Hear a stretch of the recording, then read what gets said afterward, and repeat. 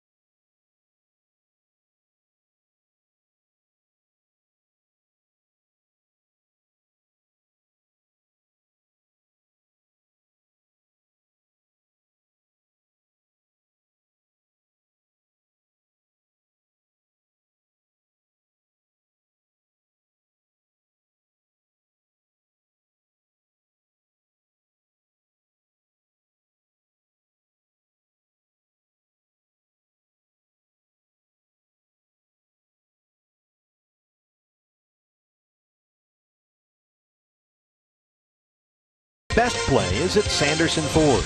Chaz Roberts Air Conditioning and Plumbing. Choose Chaz. Cox Gigablast. How will you live the gig life? And by your Valley Honda dealers, where you get more standard features for less money.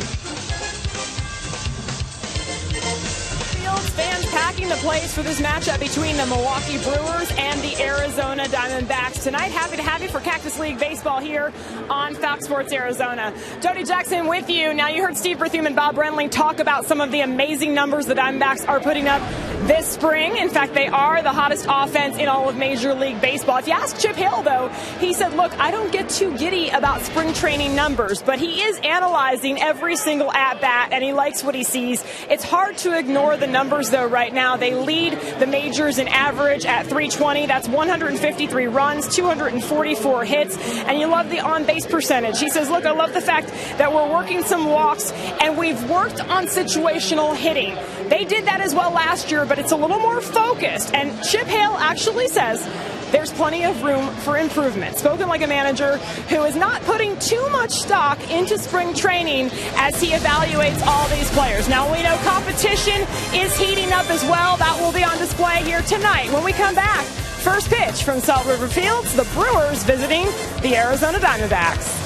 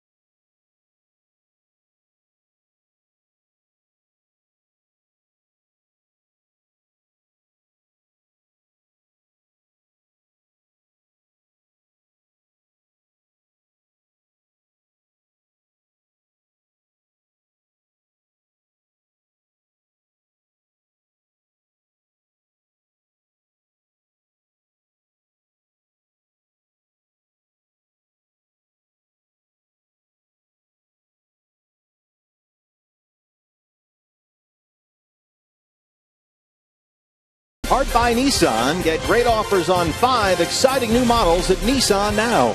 Shop ChooseNissan.com today. Lone Butte Casino. You're in for more winning moments at Lone Butte Casino. By Tire Pros. For the best selection of Continental and General brand tires, visit one of our 22 locally owned locations. And by Jack in the Box. Taste the all-new Double Jack Burger today, only at Jack in the Box.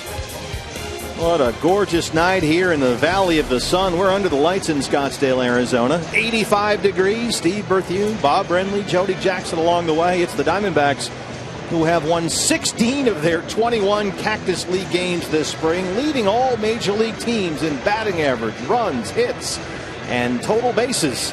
And in front of another sellout crowd here, hosting Craig Counsell and his rebuilding Milwaukee Brewers. Brewers actually playing a split squad game tonight. They played the Angels earlier this afternoon over at Maryvale. Aaron Hill, Ryan Braun, Chris Carter were among the Milwaukee players who were assigned to that game. So, Bob, we won't see former D-back Aaron Hill here tonight, but we do want to wish Aaron a happy birthday. Absolutely. Happy birthday to Aaron Hill. Figures to be the starting third baseman for the Brewers this year, getting a lot of time down there at the hot corner. Talked to Craig Counsell briefly before the ball game. They won that earlier game this afternoon on a walk-off, so they're on somewhat of a roll right now. Leading off will be Colin Walsh at third base, a Rule 5 pick from the Oakland Athletics. Jonathan Villar at shortstop. Will Middlebrooks at first base. Domingo Santana out in right field with Scooter Gennett at second base. Martin Maldonado doing the catching. Eric Young Jr. will be out in left field with Keon Broxton in center, and the left-hander Josh Hader on the mound. Craig Counsell named his starting rotation today. Right-hander Willie Peralta will be Milwaukee's opening day starter. His first ever opening day start. The Brewers will open their season at home April 4 against the Giants at Miller Park. And following Peralta in a rotation for Craig Counsell will be Jimmy Nelson, Matt Garza, Taylor Youngman, and former D-back Chase Anderson. How about that? Yeah, they had Matt Garza start that game against the Angels earlier today at Maryvale. Chip Hale's Diamondbacks. Boy, what a story it's been. 6 sellouts here at Salt River Fields this spring, including the last 5 games here. And sellout crowds expected for the next 3 home games, including tomorrow night's visit from the Giants. And we will have that game for you on the TV side here tomorrow night on Fox Sports Arizona as the Diamondbacks take the field. 4th Cactus League start for Patrick Corbin, the 26-year-old left-hander. And Patrick so far has looked very good. 2-0. The ERA is exactly 1. In 9 innings of work, he has walked 2 and struck out 10. And really hasn't had the hiccup that you see a lot of pitchers have in spring training. He might have it tonight for all we know, but his stuff has been very good, and with each successive outing it's been a little sharper, a little crisper, mixing in more of his secondary pitches. He looks like he's in mid-season form right now. Worked 4 innings in his last start. That was last Wednesday here at Salt River Fields against the Reds. Allowed just 1 earned run on 3 hits and threw 65 pitches in that ball game. Our Eye on Defense now brought to you by Nationwide Vision Center. Talking about defense, you always keep an eye on Paul Goldschmidt over there at first base. Yasmani Tomas will be in left field with Socrates Brito in center. David Peralta over in right. Jake Lamb at third base. Nick Ahmed at shortstop. Gene Segura, we talked about in the open of the show, as hot as you can possibly be. He'll be at second base tonight. Tuffy Gosowich doing the catching for left-hander Patrick Corbin. And A.J. Pollock participated in a minor league game yesterday. He was allowed to throw but could only bunt at the plate. He'll do that for another day or so. But A.J. was also supposed to take a full batting practice round with his group today and for the next few days. And Chip says hopefully A.J. will get into a game sometime this week. We are just about set to go. Jim Reynolds will be our plate umpire here tonight. The Brewers and the Diamondbacks. Glad you're with us on Fox Sports Arizona.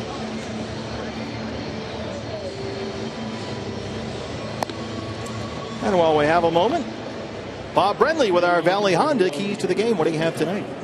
Well, it's a night game under the lights. Had a couple of those, and we're going to call this one Monday Night Lights. Just get used to not battling the sun. However, you do have to battle the lights here and the haze in the early part of the ball game. And for Patrick Corbin, just continue to fine-tune those secondary pitches and the fastball command. That's what we've heard him and all the Diamondbacks pitchers talk about this spring. Fastball command. Clear eyes, full hearts as we start the Diamondbacks and the Brewers. Colin Walsh right back to the mound. Corbin's on it. 1 pitch, 1 out. So nice to have such a good athlete out there on the mound. Yeah, feels his position well.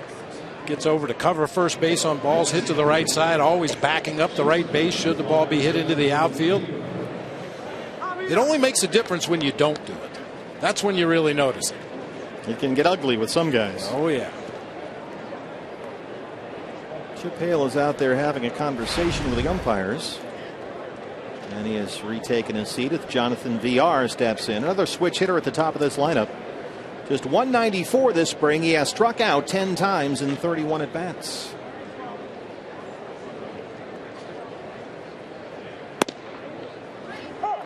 And VR considered something of a placeholder at shortstop until their top prospect can take over at that position. Orlando Arcia, who they're very excited about, 1-1 now. VR acquired from the Astros last November in a trade for minor league pitcher Cy Snead, who had been a third-round pick by Milwaukee. This is going to roll foul at third. The shot of Brewers manager Craig Counsell there. I had a chance to talk to Counsell just a little bit before the ball game today about the split squad, where you play a day game somewhere in the Valley and then turn around and play a night game somewhere else in the Valley.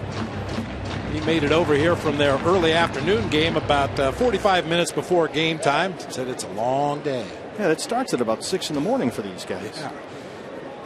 Chip Hale and his staff had that in a split squad scenario on Saturday, where they played a game here against the Rangers and then went to Peoria Saturday night to take on the Mariners. 1-2. Patrick Corbin, that's his 11th strikeout this spring, 2 down. We've seen this pitch a lot from Patrick Corbin. The slider down and in, starts it right over the middle of the plate. You see that late movement down and in. VR swings right over the top. That's his strikeout pitch. That's what we've become accustomed to calling his out pitch. But that improved straight changeup is another real good weapon for him. We'll see plenty of that tonight as well. Will Middlebrooks playing first base. Foul ground for Goldie. A nice, easy 6-pitch inning for Patrick Corbin, just underway on a gorgeous night here in Scottsdale, Arizona.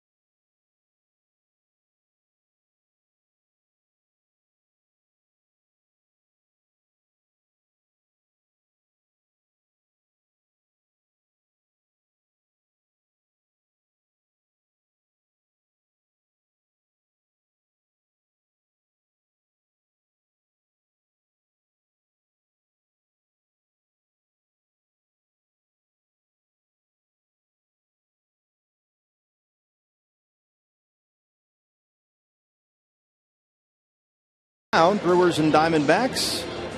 I asked Chip Hale this morning, can spring training go too well? And he said, we were talking about that this morning. Some of the coaches are a little nervous.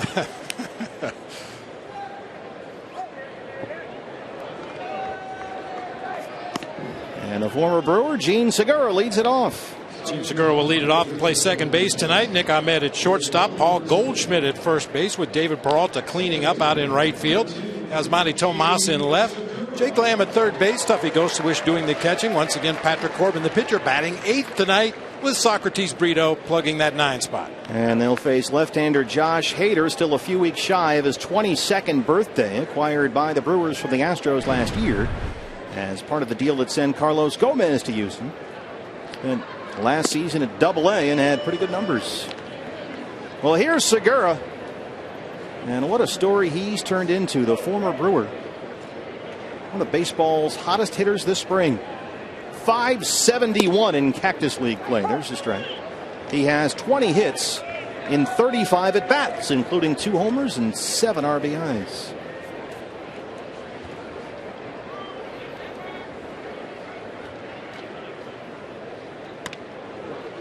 He's batting .571. His on-base percentage is .571. He's yet to draw a base on balls. Of course, when you're as hot as Gene Segura is, you want to swing the bat. He has it safely in 10 games, 3 for 4 yesterday at Goodyear. Diamondbacks beat the Reds over there. Takes the 2-1. That's in there for a strike.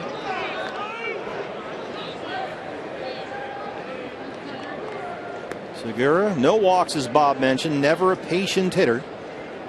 Walks about once every Haley's Comet, but that's his game, and so far this spring it's worked.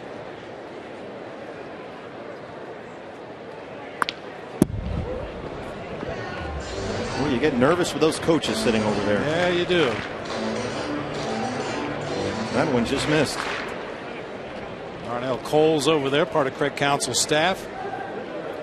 And there you see the Diamondbacks staff sitting outside the dugout. We've talked about this before. I personally think it's just so the players can't hear the coaches when they talk about them. Going to have a lot of conversations over the course of the spring. He did not go, and the count is full 3-2. Well, it's the only thing he hasn't done this spring. Maybe we're a ball away from a base on balls. About to witness Cactus League history here, possibly. There it is. Gene Segura has drawn a walk. Leadoff man aboard. Take a look at the Brewers defensively. Our eye on defense brought to you by Nationwide Vision Center. Here's how Craig Counsell will line them up. Eric Young Jr. in left field. Keon Broxton in center. Domingo Santana over in right field. It'll be Colin Walsh and Jonathan VR on the left side of the infield. Scooter Gennett at second base. Will Middlebrooks at first. Martin Maldonado doing the catching for left-hander Josh Hader. Nick Ahmed, he has hit safely in 11 of 12 games this spring.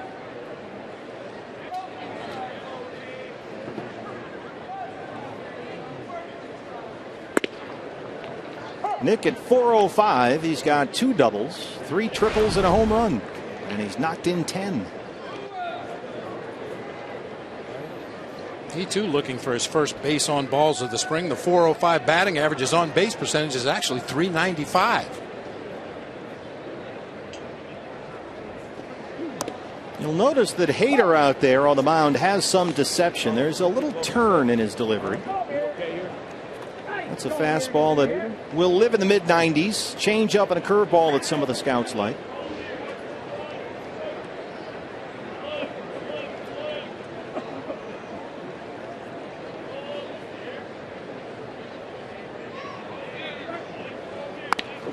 Nick fights off the 0-2 to stay alive. Hader's been a big-time strikeout pitcher throughout his professional career, averaging better than a strikeout per inning. He's held opposing batters to a .208 batting average. One of those funky lefties. Has a lot of movement in his delivery. Kind of a slinging arm action. Gets a lot of late life on that fastball. A 19th round draft pick by Baltimore out of high school just 4 years ago. So he's moved up pretty quickly for a high school pitcher. Orioles sent him to Houston. The Astros sent him to Milwaukee.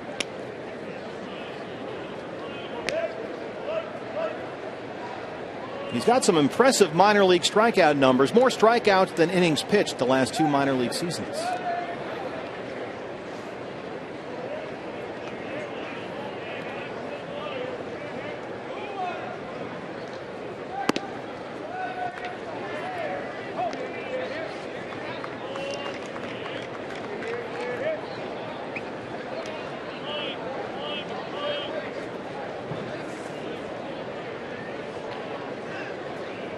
Martin Maldonado behind the plate, keeping an eye on Segura at first. A ball and 2 strikes.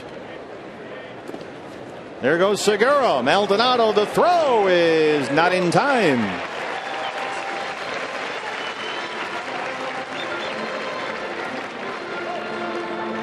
A good read. That's something that the Diamondbacks coaching staff has really tried to impart to their base runners. Anticipate that pitch in the dirt. When you see that ball headed for the dirt, just go ahead and take off for second base. That catcher needs to block the ball, recover, find the baseball, and then make a good throw. That time the one hopper allowed Segura to get in underneath the tag at second. 2-2 on Ahmed with Segura in scoring position now.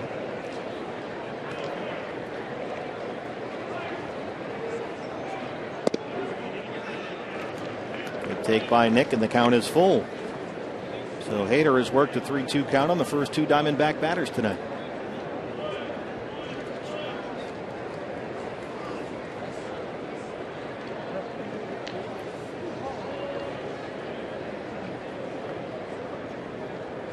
Nick down 0-2. Now the count is full. Here it is.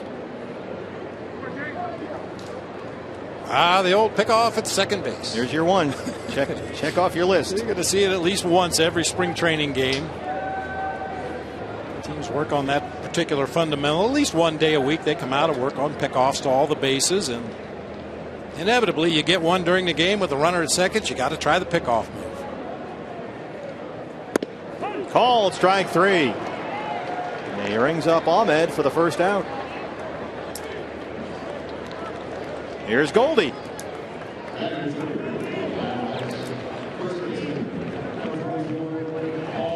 Goldie starting to heat up a 5-game hit streak.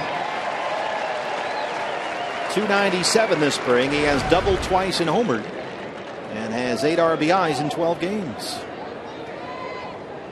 Homered here Friday against the Dodgers, a line drive out to right center.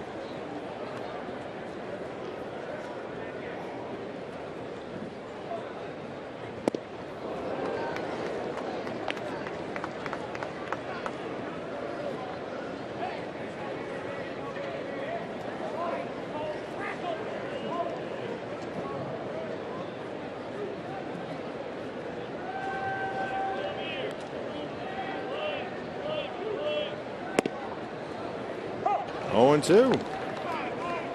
An uncharacteristic at bat already for Paul Goldschmidt. Swung at a first pitch breaking ball, which you rarely see him do, and then takes a second pitch fastball right down the middle of the plate. Look at this. Gene Segura heads up, caught the Brewers defense with their heads down, just took off for third base. Hader still holding the baseball.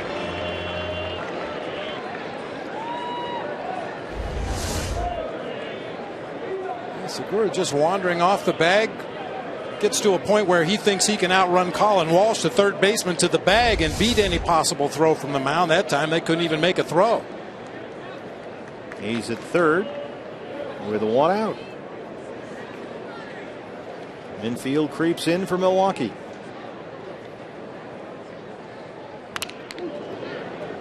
That one got the plate umpire. Boy, that's a big 90 feet for Gene Segura, even more so for Paul Goldschmidt. Now the Brewers bring their infield in. That improves your chances of driving the ball through that infield. Medium depth fly ball to the outfield will score the first run of the game.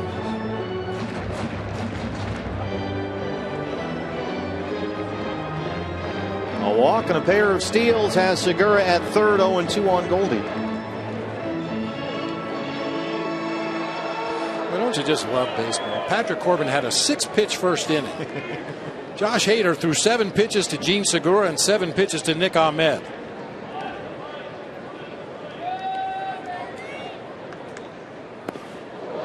That one got Maldonado. I think it got Goldie too.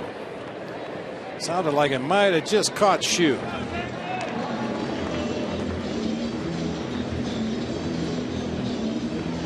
Take a look. Oh no, it went right over his head.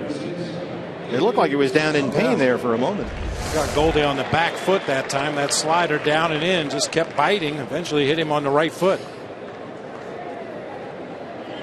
So they're on the corners with one down for David Peralta. A chance for an at-bat against a lefty for David, who's hitting .206 with 1 home run this spring.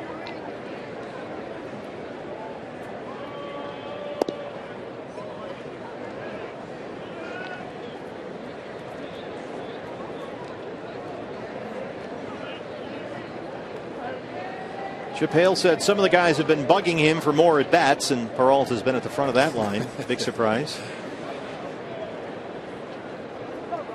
So they may run some guys through some minor league games or some B games back there, some of the regulars, to give them more looks.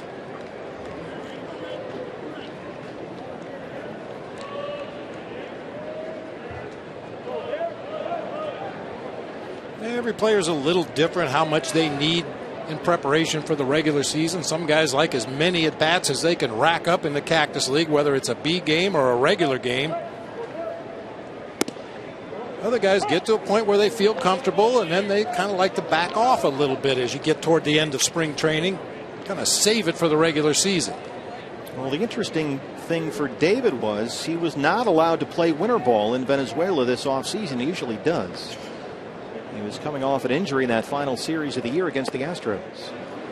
You might remember he hurt his right wrist on a sliding catch in the outfield that final weekend. So he didn't get to play winter ball like he usually does. So he might feel like he's a bit behind.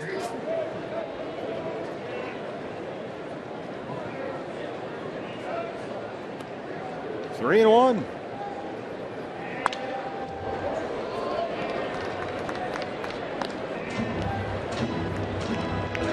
And this is a part of David's game that's really improved as it bats against left-handed pitching. I mean, Josh Hader is not an easy at bat for a left-handed batter. Talked about all the moving parts out there. He's a big, tall, long-armed guy. Occasionally drops down a little bit toward sidearm. And he got him. Second strikeout in the inning for Hader. 2 down.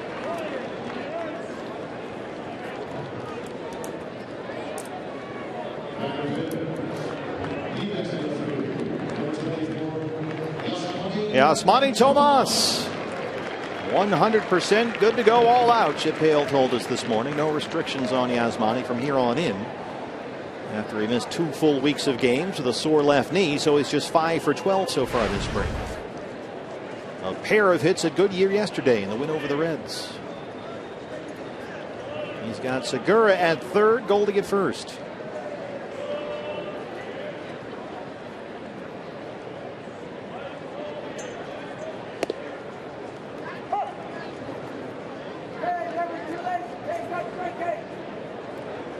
Already a 25 pitch first inning for Hader. Brewers bullpen is busy.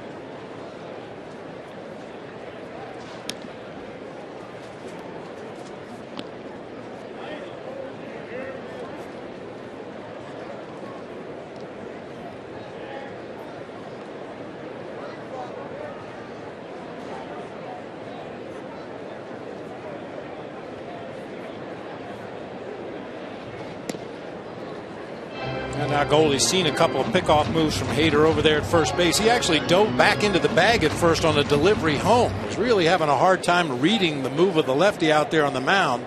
But now he's seen a couple of pickoff throws to first. Hopefully he's figured out the difference between the delivery home and the pickoff move to first. Tomas on one hop. Scooter Gennett backs him up from the outfield grass, and Hader strands 2. Through 1 inning in Scottsdale, no score. Brewers and the Diamondbacks on Fox Sports Arizona.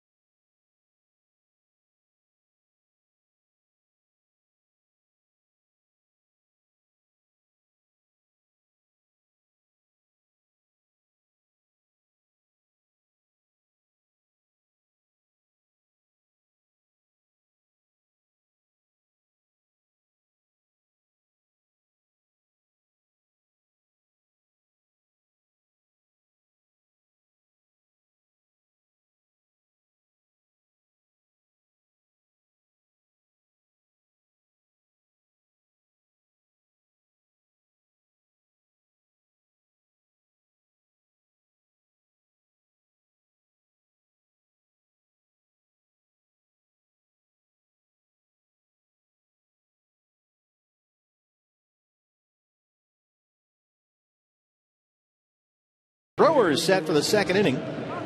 Steve Berthune, Bob Brenly, and Jody Jackson with you. A packed house here at Salt River Fields at Talking Stick. It's just a gorgeous night. Domingo Santana leads off the Milwaukee second against Patrick Corbin. And Patrick, as always, attacking the strike zone, throwing strikes. Santana, this is a guy who's created a lot of excitement in camp this spring. He's expected to be their right fielder. And he's hitting .524 through his first 9 Cactus League games. In fact, he's hit in 6 straight. 4 doubles and a home run.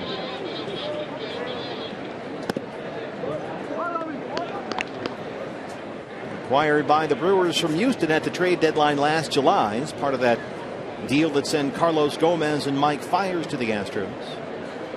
This is a guy who runs well, has a very good throwing arm, and put up some big power numbers in the minor leagues. Just 23 years old. Corbin behind 3-1.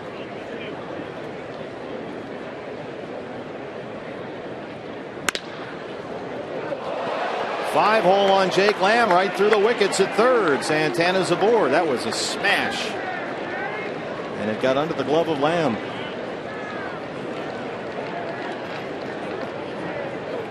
Even playing a little deeper at third base this year than he has in the past. No chance on that one. That ball just ate him up. Scalding ground ball off the bat of Santana. Stayed right down at ground level and snuck underneath the glove of Jake Lamb. Scooter Gennett. It's been a slow spring, only 2 Cactus League games. He's got a double and a homer. He's been held back because of a sore throwing shoulder. But the MRI came back clean, so he is good to go. Ball 1. Well, Patrick had a 6-pitch first inning. Fell behind on Santana. Now he's behind on Gennett.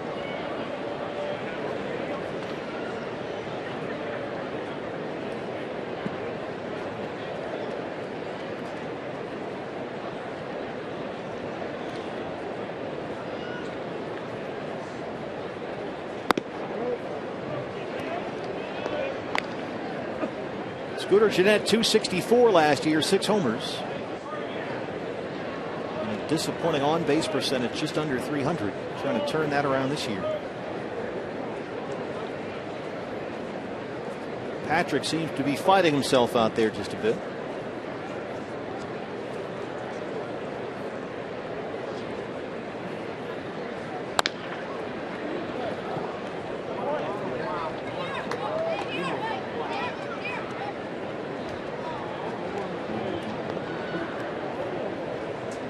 Corbin last year 6-5 in 16 starts, a 3.60 ERA.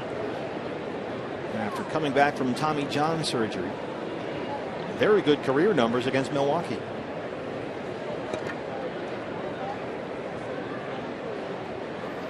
Santana holds it first, and that's over the glove of Segura. It'll roll all the way to the wall in right center field.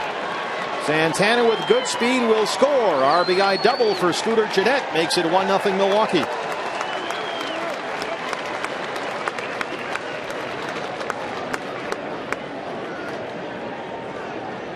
Hard hit balls already in this inning. The hard grounder to third by Santana. Now Scooter Gennett with a line drive just over the head of Gene Segura, and that ball goes all the way to the wall.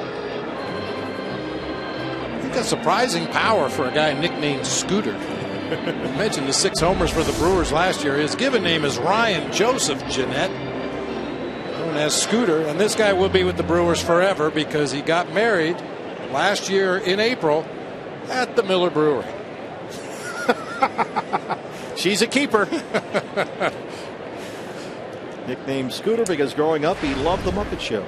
Martin Maldonado, the catcher, hitting .320 in 10 games this spring.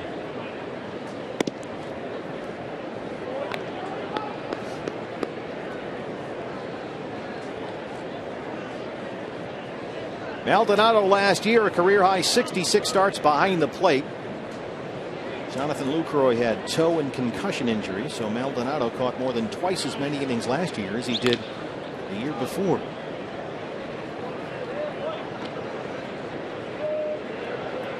You might remember he hit the walk-off homer against the Diamondbacks. That was the 17th inning at Miller Park on May 31st last year. The home run off Adel Nuno gave Milwaukee a 7-6 win. Nuno had pitched brilliantly in relief for the Diamondbacks in that game. Gave up 2 hits in 5 1/3. Waves at that one, a ball and 2 strikes.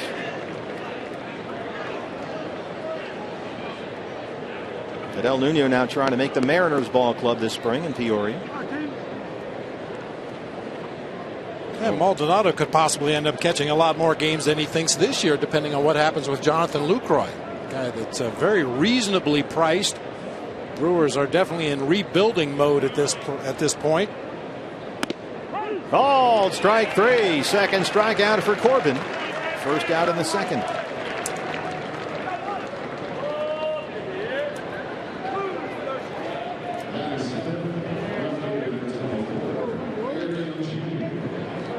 Eric Young Jr. There's Mike Butcher, the new pitching coach.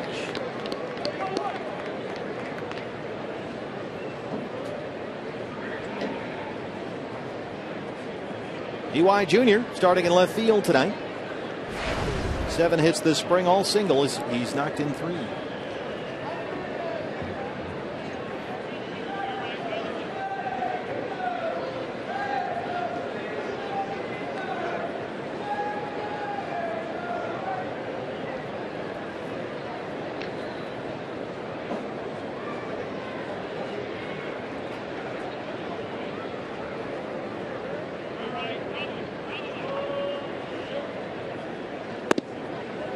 Brewers outfield is it's a work in progress. They moved Ryan Braun from right field over to left. They traded Chris Davis to Oakland. Lost Ronald Parra to the Rockies in free agency, so they figure Braun in left, Santana in right.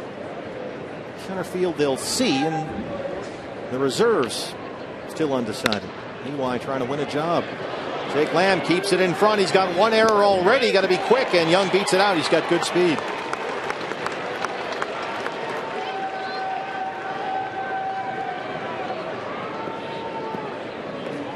Second error in this inning for Jake Lamb. A little deliberate as he goes after this ball. It does a nice job of knocking it down, but by the time he gets to it and fires across the diamond, Eric Young Jr. with that speed able to leg it out. First and second, 1 out for the former D-back. It's Keon Broxton, who's in center field tonight. And he is having a really good spring, Keon Broxton. .348 in 15 games. And he's walked 9 times.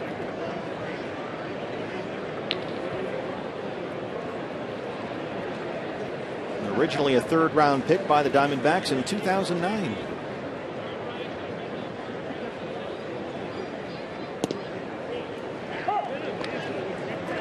D-backs sold Broxton to the Pirates in March of 2014. Pittsburgh dealt him to the Brewers last December. He's got an on-base percentage this spring of over .530, and that's helped him steal 6 bases. Missed inside, a ball and a strike.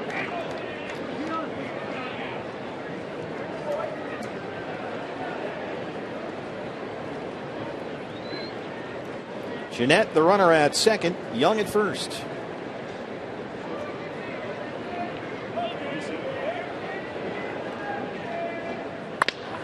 Now chopper to shortstop. Ahmed for 1. Make it 2. Corbin gets the double play ball to get out of it, but the Brewers get a run.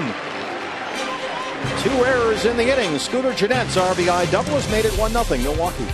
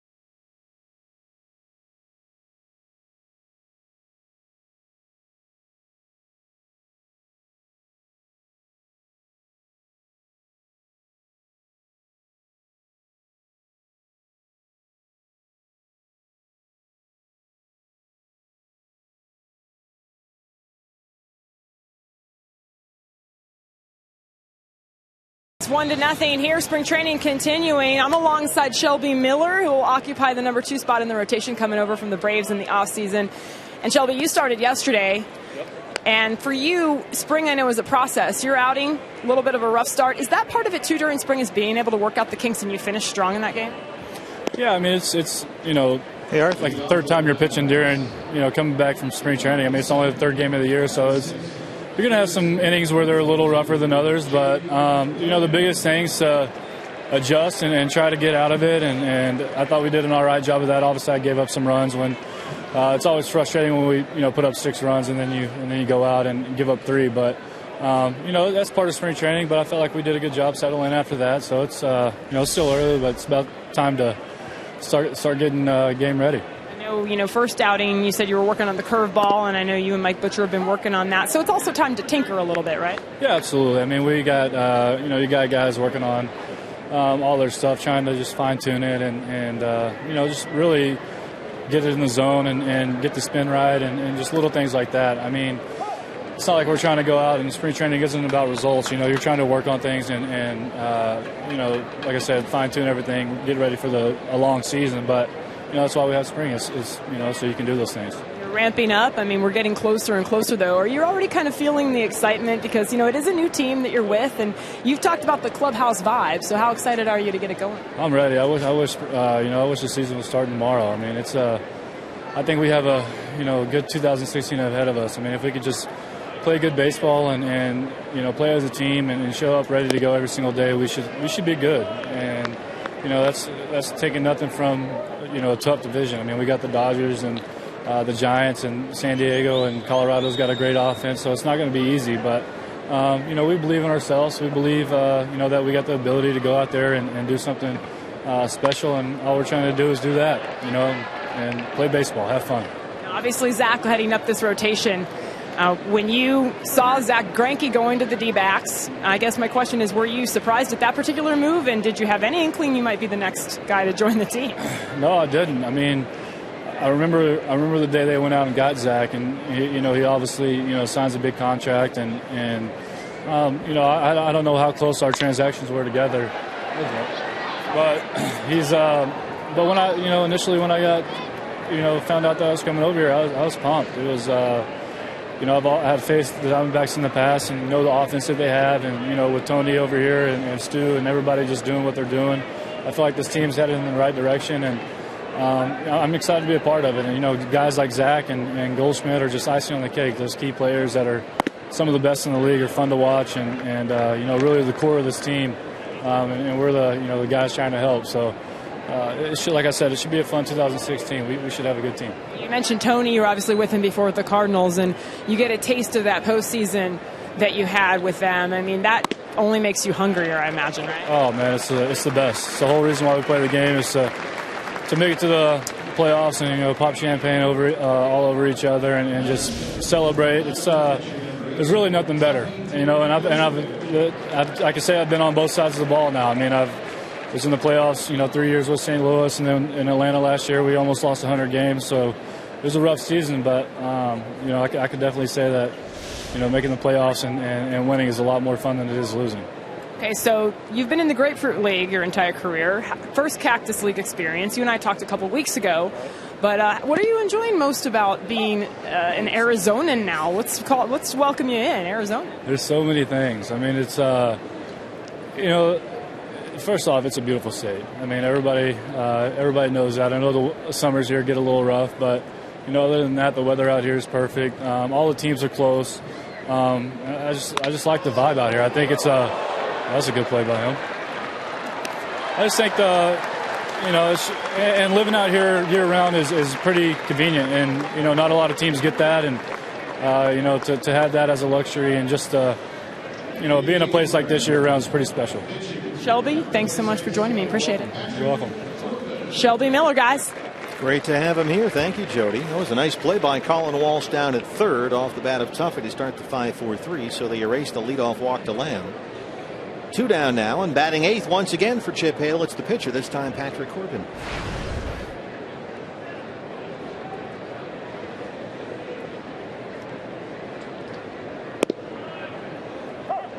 I've yet to meet the person who prefers the Grapefruit League to the Cactus League.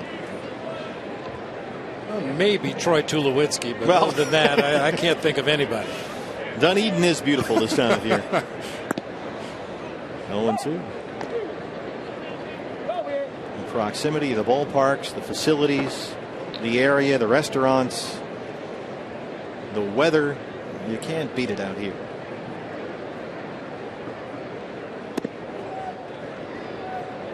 And that's just during spring training. I mean, a lot of the guys that live here year round, it's ideal to work on your craft all year round. You never really have a month where you can't get outdoors, can't take batting practice on the field or play long toss, whatever it is you feel you need to do in the offseason to get ready.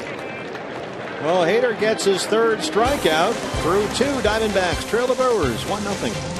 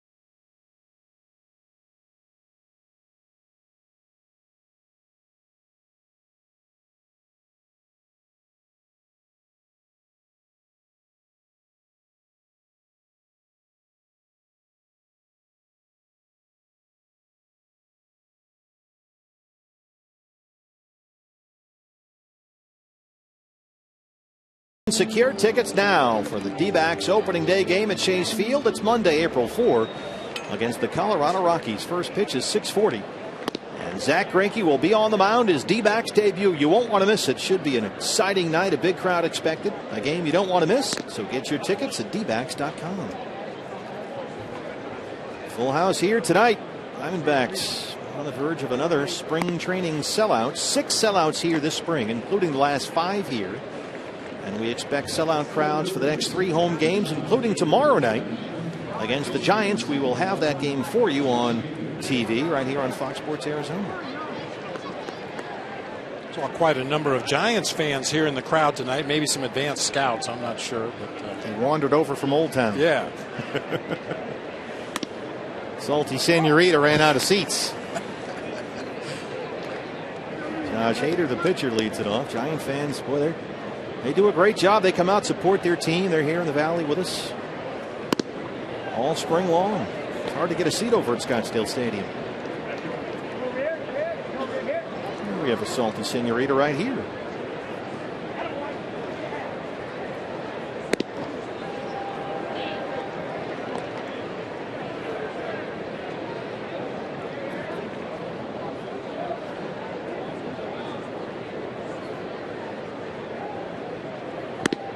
Called strike 3. Third strikeout for Corbin, 1 down. One of the big goals for Patrick this spring, he has told us repeatedly, is trying to get his changeup where he can throw it as much as his slider and rely on that pitch when he's in jams or when he's trying to get ahead in counts. So we'll keep an eye on that tonight. He has really worked on it a lot this spring. Colin Walsh, the leadoff man. Fly ball, first pitch he sees. Backs up David Peralta. 2 outs.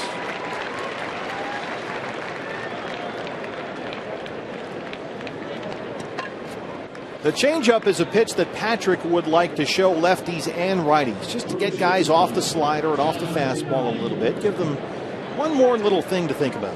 especially effective against the right-handed hitters. Of course, his slider breaks down and into a righty, and as we mentioned earlier, that's his out pitch, his strikeout pitch. If he can get that changeup going the other direction, a little bit of fade away from the right-handed hitter, it would really help him out against some of the tough right-handed hitters in the National League. But if he gets enough confidence in that pitch that he can also throw it to lefties, then it really becomes a weapon. Well, he had a 6-pitch first inning. He's gotten the first 2 outs here in the third on 5 pitches. He's ahead of Jonathan Villar, 0-1. And there's Nick Ahmed. So a nice, tidy 7-pitch third for Corbin. Diamondbacks trail at 1-0.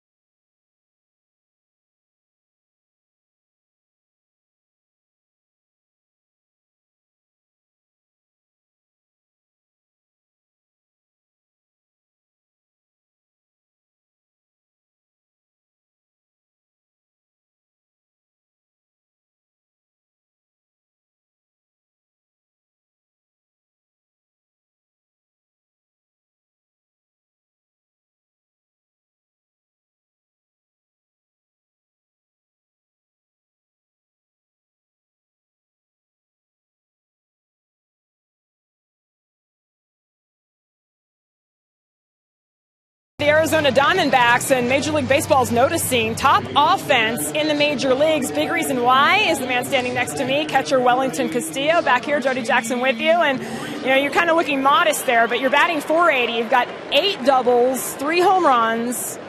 What's going on with you this spring at the plate? Do I hit it that good? Hard. You didn't know that? Come on.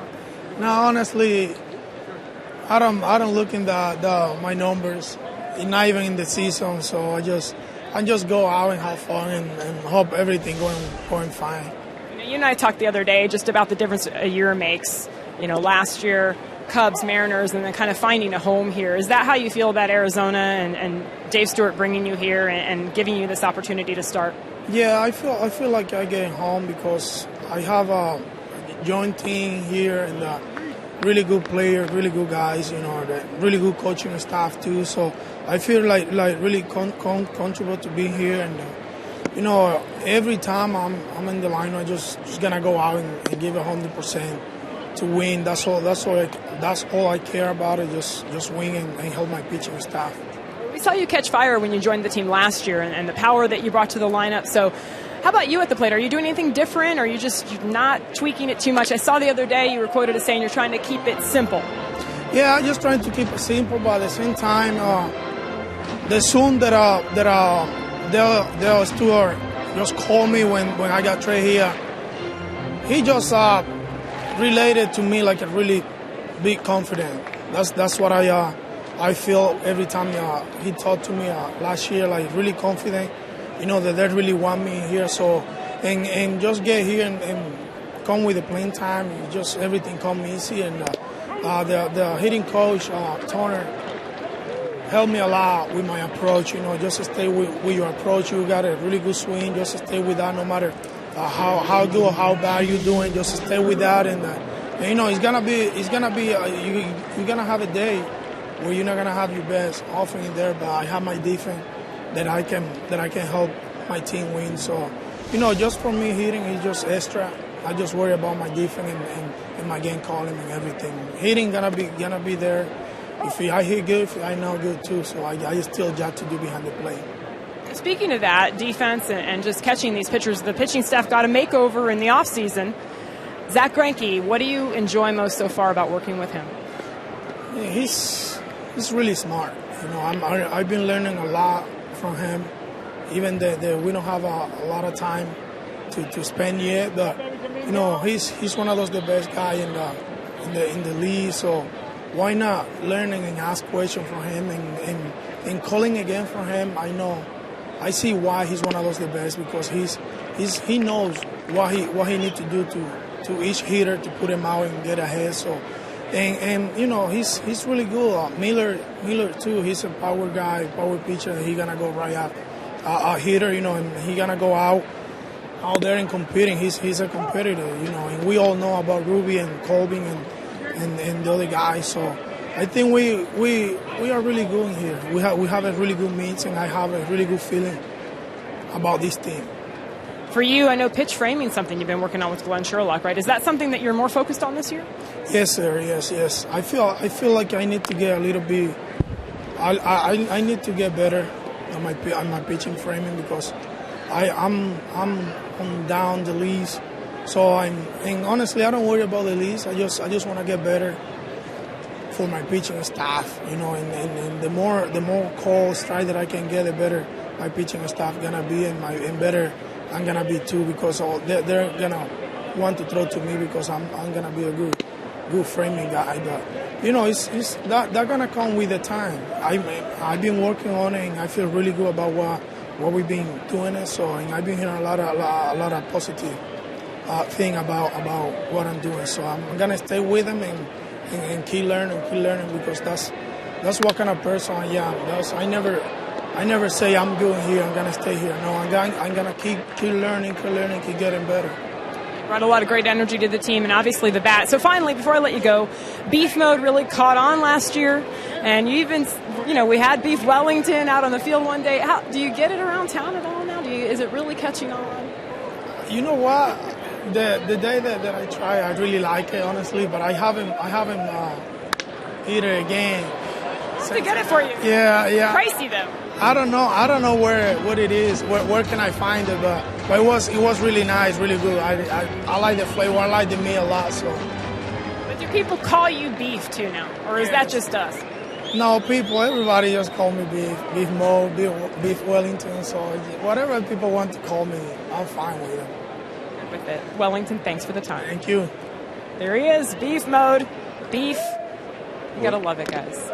He has been in beef mode all spring long. Another strikeout for Hader. He gets Brito and now Segura, so that's 5 in the ball game. 2 down in the third. You know, we mentioned it before about Beef Wellington. He came up as the Cubs catcher of the future, and I think, and this is just my own opinion, I think that maybe Wellington thought he had things figured out relatively early in his career. Then bumped up against some adversity at the major league level, got traded a couple of times, and all of a sudden I think the light bulb went on for him. He realized that you're never done learning this game, and you heard him talking to Jody right there about learning the new pitchers and working with the hitting coach and the things he's learned. And I think the light bulb really went on last season for Wellington Castillo, realizing what opportunity awaited him here in Arizona, and he's taken full advantage of it. He has found a home, that's for sure. It's been a great fit. Nick Ahmed struck out looking his first time up. I mean, when you're the guy, you know, in an organization, whatever position it is, he's the guy. He's going to be our catcher for 10 years in the big leagues. You can occasionally start believing that before you even get to the big leagues. Ahmed laces one fair down the left field line. It's another extra base hit this spring for Nick. A 2-out double. Diamondbacks' first hit tonight. So Ahmed this spring, 3 doubles, 3 triples, and a home run. Been hitting the ball with more authority this spring. Hooks this one right down the third baseline into that corner. Easy 2-out double this time for Nick Ahmed, putting himself in scoring position for Paul Goldschmidt with 2 outs. So Nick has hit safely now in 12 of his 13 Cactus League games. Came into the game hitting .405. And a chance now for a 2-out RBI for Goldie. He was hit by a pitch on the foot his first time up.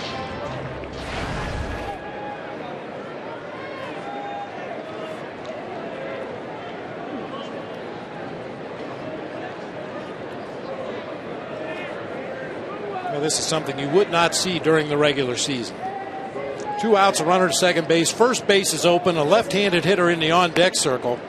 There's no way in the world they pitched to Paul Goldschmidt in this situation during the regular season. Here's Peralta on deck. The right-hander Austin Ross has been warming up for a while in the Milwaukee bullpen. Hader has been effective, just not terribly efficient out there. 60th pitch on the way, and it misses. 2-0.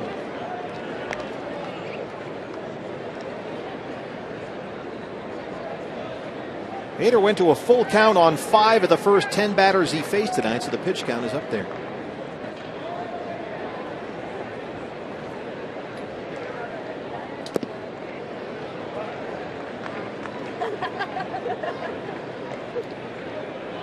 Austin Ross and throwing down there for about 3 innings right now.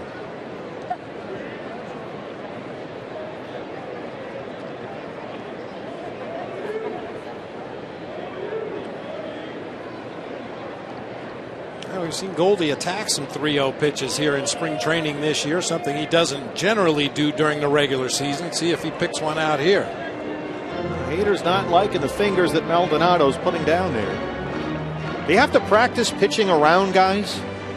Yeah, I mean, it gets back to that fastball command we talk about. Every pitcher works on fastball command in spring training. But, yeah, if you're going to pitch around somebody, you throw the pitch that you know you can keep out of the middle of the plate. I think a lot of young pitchers operate under the misconception that pitching around a batter means throwing him all breaking balls. Well, if you can't command your breaking ball, you're just as likely to make a mistake with a hanging curveball as you are with a fastball on the outside corner. 3-0 to Goldie. Puts it up in the air. Short right field. Santana has it. And Hader strands the 2-out double. We are through 3. It's 1-0 Milwaukee.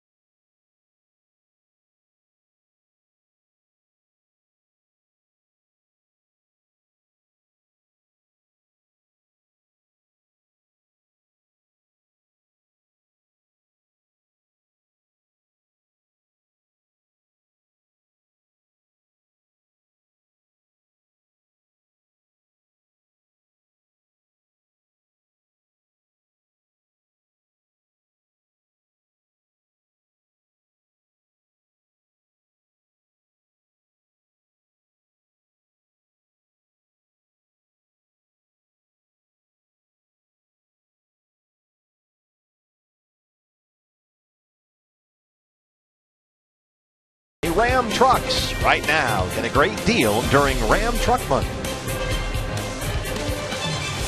4th inning in Scottsdale. Steve Berthume, Bob Brenly, Jody Jackson with you. D-backs trail the Brewers 1-0. Patrick Corbin back out there. He has retired the last 4 he's faced. Will Middlebrooks, Domingo Santana, Scooter Gennett, 3, 4, and 5, and the Brewer 4th. Middlebrooks popped up his first time up playing first base tonight. Former Red Sox and Padres.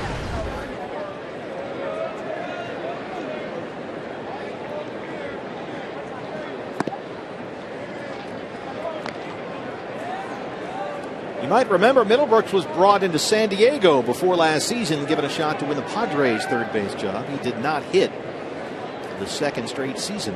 Signed a minor league deal with the Brewers in December.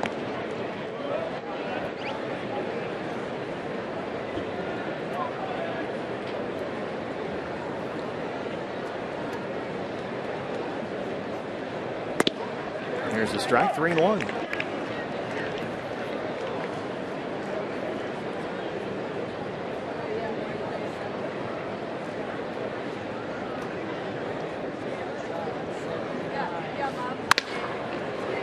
Nick Ahmed at shortstop.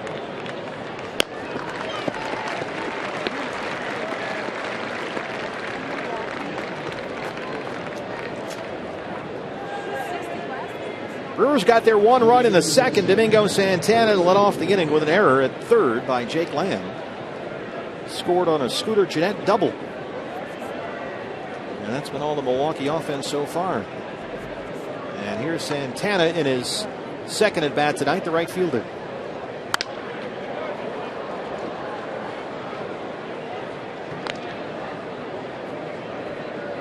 Jake Lamb's playing a couple steps deeper than he was for the first at bat for Domingo Santana. And a hard ground ball that went right through Jake's legs under the glove.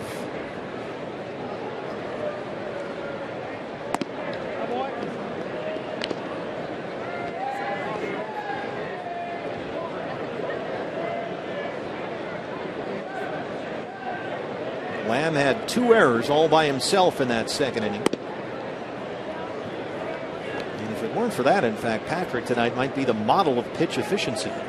6 in the first, 17 in the second when they had some issues out there defensively behind him, and then 7 more pitches in the third inning. When he fell behind on Middlebrook's 3-0, now 3-1 to Santana.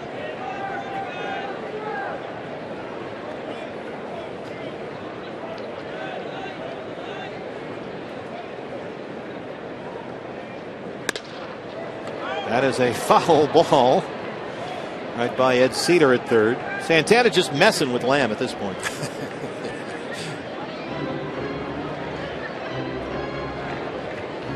That time Patrick threw a changeup, and we talked about it a lot early in the ball game. He's working on his secondary pitches, trying to especially refine that straight changeup.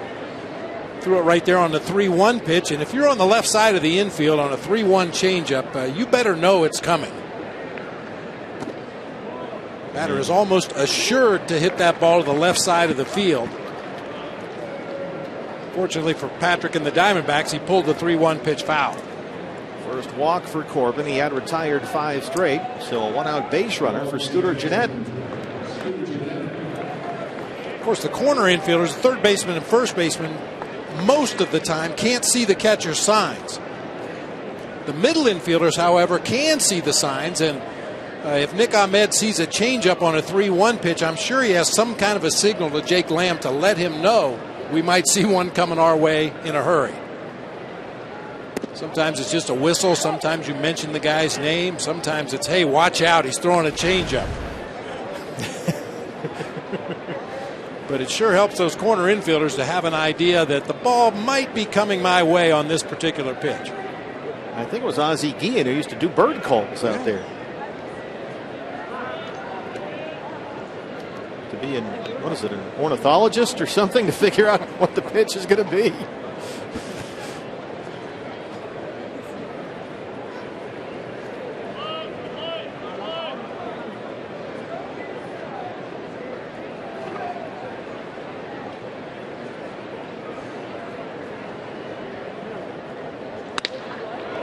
Gennett slaps it the other way, drops it in left field in front of Tomas. Scooter Gennett 2 for 2. First and second, 1 down for Milwaukee.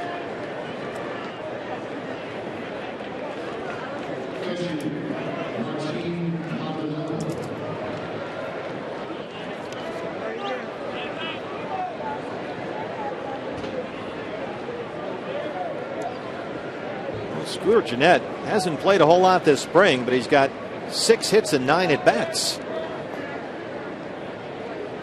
He's at first, Santana at second, 1 down for Maldonado, the catcher, who struck out his first time up.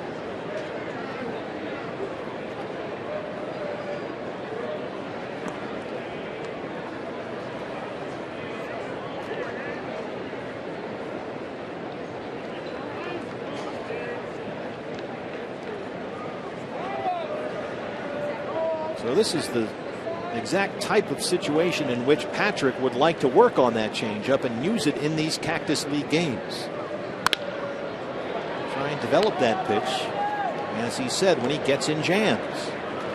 Because he's so effective at pounding hitters inside, Patrick Corbin. And when he's doing that, the changeup can then be something he can pitch away with, mixing up speed and location. And it's a pitch based on some of the swings he's been getting in working with Mike Butcher that they feel like the pitch is getting better and better for him. 1-1. And obviously trying to stay down in this situation. 1 out in the inning. Runners at first and second. He's looking for that ground ball somewhere. Hopefully get the inning-ending double play.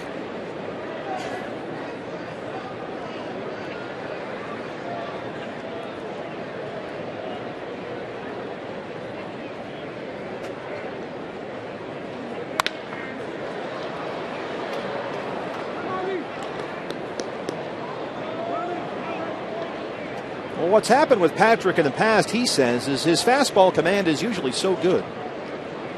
And that slider is such a weapon that he tended last year to kind of get away from the changeup a little bit. Almost felt at times like he just didn't need to throw it. So what would happen was he'd get into a ball game. He'd be about 40 pitches or so in a game before he'd even throw one changeup. And so just never got a feel for it. So he's trying to throw it earlier in the games here this spring. 2-2 now.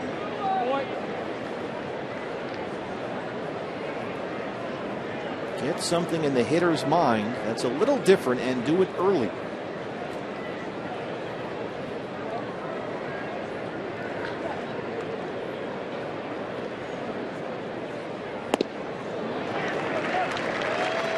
That's a good example right there. Corbin strikes out Maldonado. That's 4 strikeouts for Patrick. There's a couple different schools of thought on that third pitch, the changeup. You show it early to put it in the hitter's mind. Okay, he's throwing a good changeup tonight to go along with his fastball and slider. The other theory is save it for later in the ballgame, maybe the second or third time through the batting order. They haven't seen any straight changeups. Of course, the risk you run there is by not having thrown a changeup for 4 or 5 innings, you might not have a good feel for it. So a couple of different ways to attack that third pitch. And it seems to be, Bob, that changeup is more of a feel pitch for pitchers than maybe any other pitch. It really involves a lot of trust on the part of the pitcher. You know, you change your grip somehow, whether it's a circle change or a split finger, or you choke the ball back in the palm of your hand. However you throw your changeup, you've got to trust that if I throw this like I throw my fastball, the grip is going to take the velocity off the pitch. When a pitcher uses the same amount of energy and the same arm speed and the same arm action on a changeup as he does on his fastball, sometimes they don't trust themselves. They don't think they're going to take enough off of the pitch. But after you've thrown a few successfully, like we've seen Patrick do this spring, it becomes second nature. You know that if I put this grip on the baseball and throw it just like I throw my fastball, I'll get the desired result. The pitch will do what I want it to do. And if you can get that confidence and conviction in it to throw it in situations like this, then you've really got something. 2-1 to EY Jr. There's a strike, 2-2.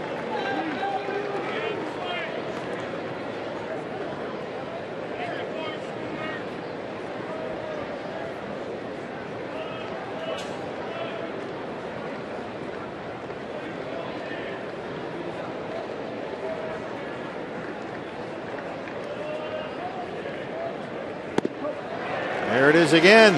5 strikeouts for Corbin. He strands 2 in the 4th. Diamondbacks trail the Brewers 1-0.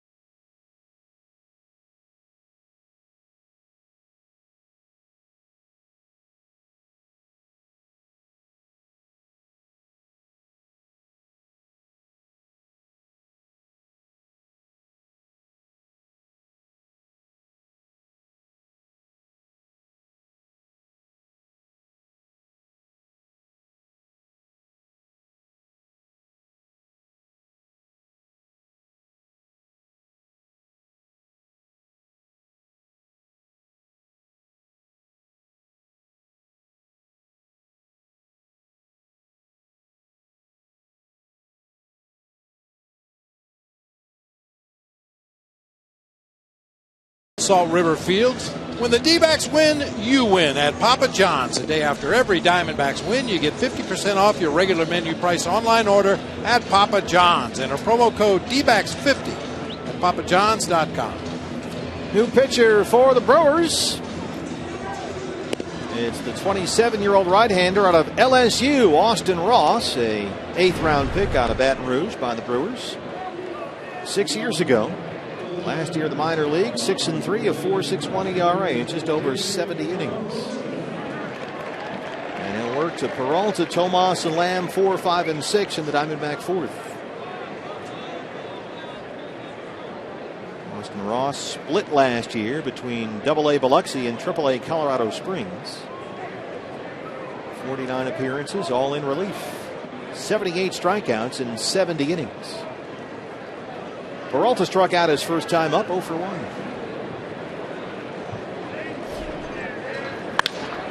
Takes it the other way, right at E.Y. Jr. One pitch, one out.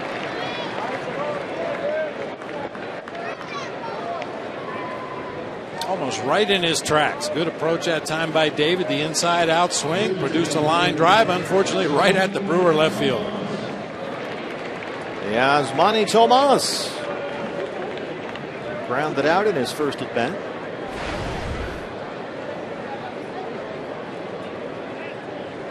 Five for 13 in his Cactus League season so far. He's got 2 doubles and 2 hits yesterday at Goodyear. And of course missed 2 weeks with that sore left knee. Chip Hale said that the coaches felt that they had worked so hard with Tomas, Dave Magadan especially, on some things prior to games starting this spring, that when they saw he was hurt, he was favoring that knee, so the swing wasn't the same swing that they had sort of built and worked on. And that's one of the big reasons why they told Tomas, look, if the knee is bothering you, it's messing up your mechanics, let's just shut it down here for a week or 2. That's a way a guy can really develop some bad habits in a hurry, trying to protect against an injury. So the wise course of action was just to shut him down for a little while, cool that knee off again, and then get him back out there, getting as many at bats as you can in the last couple weeks of spring training. Yeah, they felt they had made real progress, and they didn't want to see him regress because the sore left knee was impacting the swing.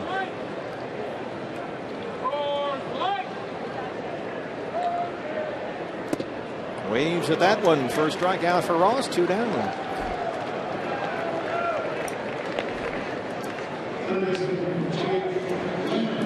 Jake Lamb walked his first time up.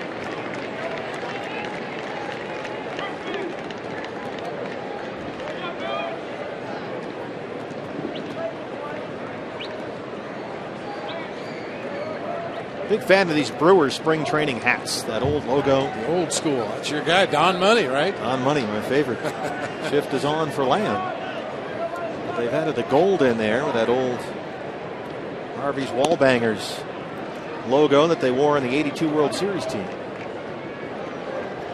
And the big pitcher on that team, of course, was Pete Vukovich in '82. He's now here working for the Diamondbacks. He's been in camp all spring long. But that's an old school classic logo. Looks good. 1-1. It's back in the day when the Brewers used to have spring training in Sun City. Used to go over there and take a beating pretty regular in spring training. Those were some really good teams in the early mid-'80s in Milwaukee. Jake rolls it away from the shift. And Ross comes in, works a 1-2-3 4th. We'll go to the 5th. Diamondbacks trail Milwaukee 1-0.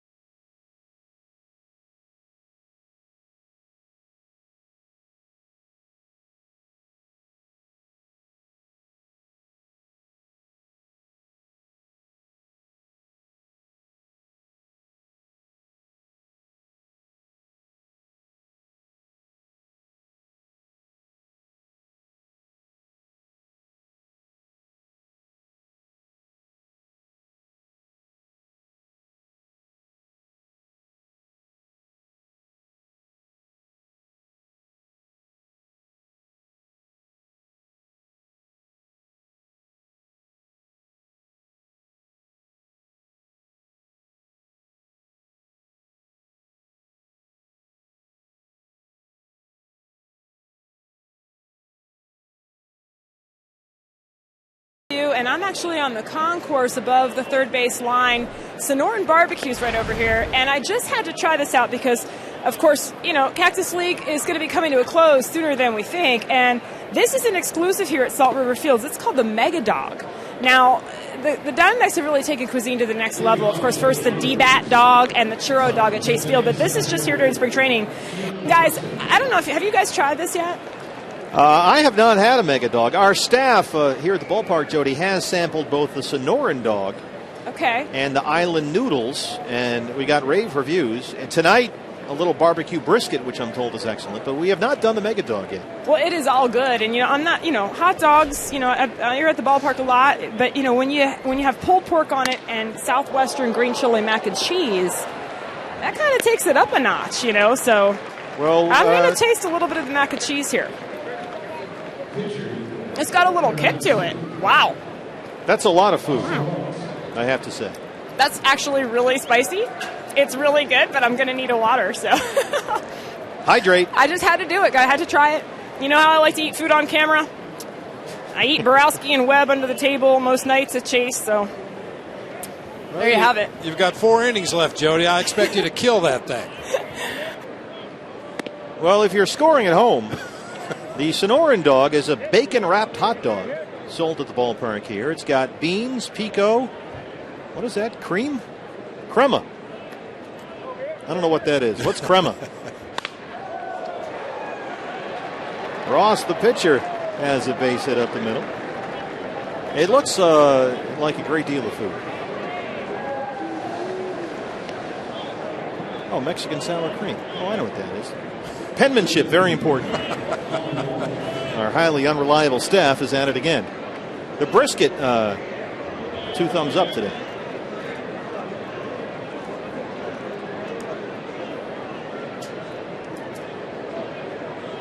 Colin Walsh, the third baseman. Well, of course, there's always the old reliable pizza. Can't go wrong.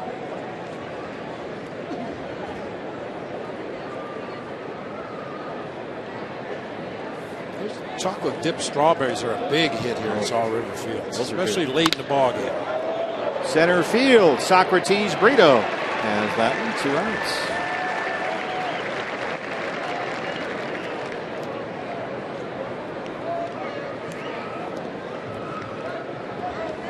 At bats for Colin Walsh. He's seen 4 pitches. And he's had a great spring, too. He's hitting .321. But he's been a little bit impatient in the leadoff spot tonight. Jonathan VR, the shortstop. He has struck out and grounded out 0 for 2.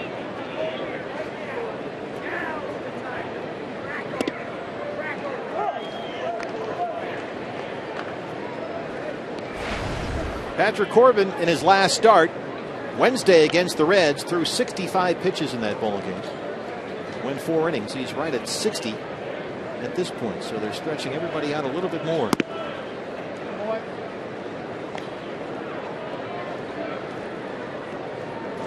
Now, with each successive step where they increase it by 10 pitches or so, next outing you increase it by 10 more pitches, and you hope that gets you deeper into the ball game. But unfortunately, in spring training, sometimes you reach your pitch limit a little bit quicker than you'd like. It's a great example of Patrick Corbin pitching inside, especially to a right-hand hitter, in this case, VR, the switch hitter. He works the inside parts of the plate as good as anybody.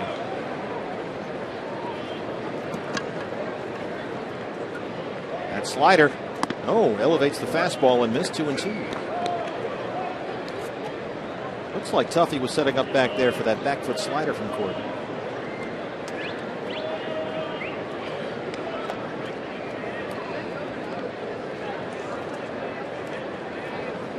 I think you're going to get your wish right here. It's it on the ground. It backs up Lamb at third. Long throw for Jake, and Goldie can't scoop that one. Ross will head to third. Ed Cedar going to stop him there. And an excellent job of David Peralta charging in to back that play up. That's a base hit and the third error tonight for Jake Lamb. Back up to get the hop. His throw across the diamond in the dirt. Goldie usually very adept at picking that ball off the grass or the skin part of the dirt over there at first base, but just got caught in between that long hop that time.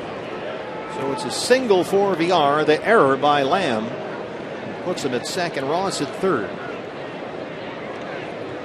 2 down for Will Middlebrooks. David Peralta did a tremendous job to back that play up. He was all the way on the first base bag when they needed him to be. And that's a long run in there from deep in right field. Middlebrooks 0 for 2.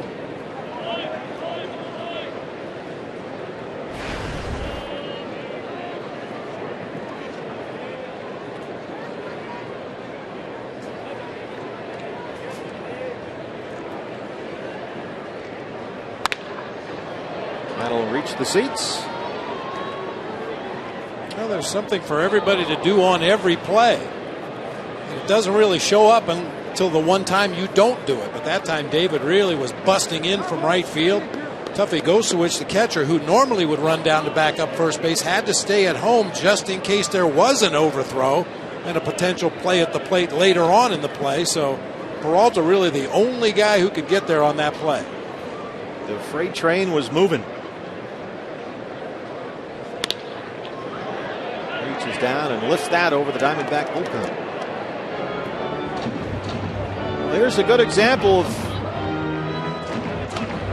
some of the things Patrick Corbin has been working on here, trying to use that changeup if he wants to get out of jams. He's got 2 on, 2 out. He's ahead of Middlebrooks 1 and 2. See what he likes here to put him away.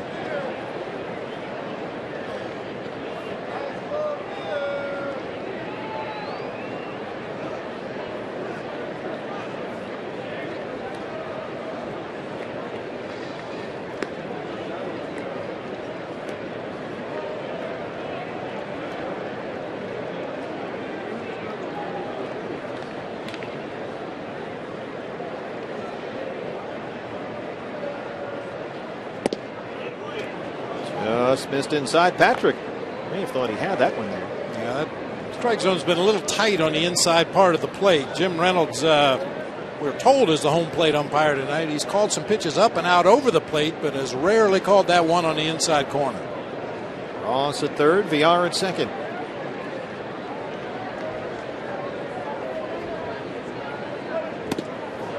Big pitch for Patrick. That's his 6th strikeout tonight. He strands 2 and keeps it a 1-0 ball game.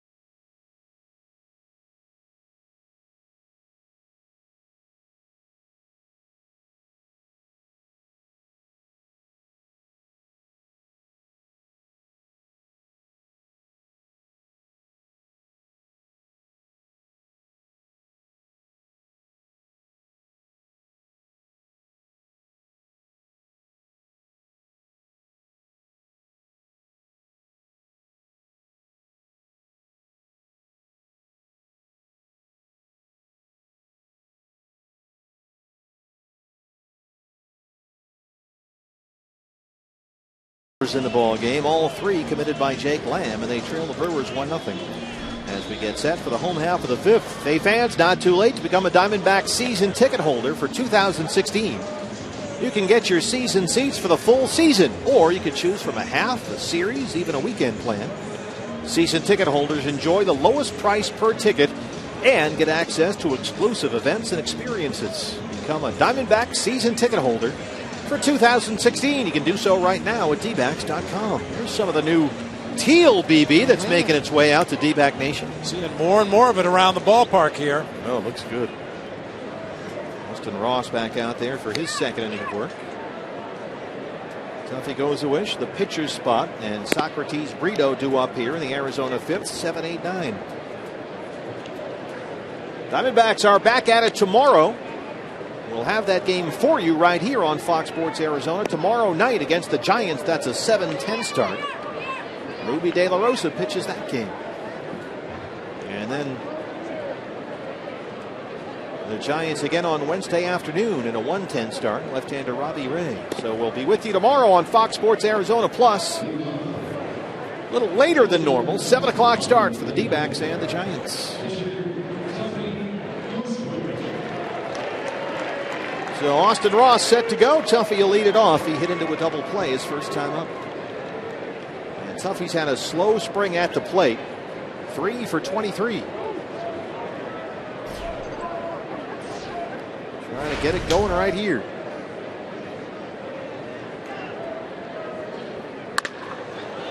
Oh, they have him positioned perfectly. Scooter Gennett, the second baseman, on the shortstop side of the bag. One away. You see Gennett on the shortstop side of the bag. That's a base hit against a regular defensive alignment, but Gennett right in the spot that Tuffy hits that hard ground ball. Easy first out of the inning. D-backs bullpen is quiet. Patrick Corbin, who's already worked 5 innings, will take the at-bat.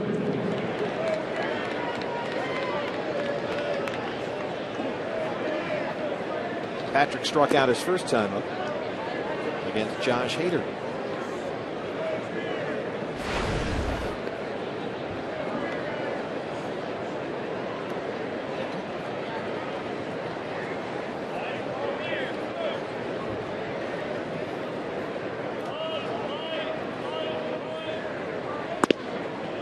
Get a chance to talk to your boy Craig Counsell today? Yeah, we had a brief conversation. As we mentioned, he came across from the other split squad game that the Brewers played. And yeah, Craig, really enjoying spring training. I asked him how things are going. He says, well, we don't try to figure it out too much. We just enjoy it when it's going good. And the team came in 9-8 with 1 tie on the record. He was talking about the long day, the split squad. Yeah, they played a game in Maryvale this afternoon against the Angels that they wanted a walk-off. Slow roller VR with a tremendous play, and he throws out Corbin. Jonathan VR. Pretty impressive play right there by VR at shortstop. Slowly hit ball, had to come in field, throw all in one motion, a submarine toss across the diamond to Middlebrooks just in time to get Patrick Corbin. Just a perfect throw. 2 down for Socrates Brito. Brito struck out looking his first time up. 14 hits and 6 RBIs this spring. 2 doubles, a triple, and a home run. And it's giving Yasmani Tomas a run for his money for that left field job. Although Brito playing center tonight for A.J. Pollock. A.J. participated in a minor league game yesterday. He was allowed to throw in that game, but when he was at the plate, he was only allowed to bunt. He'll do that for another day or so. He will also hit in a batting practice group for the next few days, and Chip told us hopefully A.J. will be able to get into a game sometime this week with that sore elbow. So for tonight, it's Tomas in left and Brito in center. 1-2.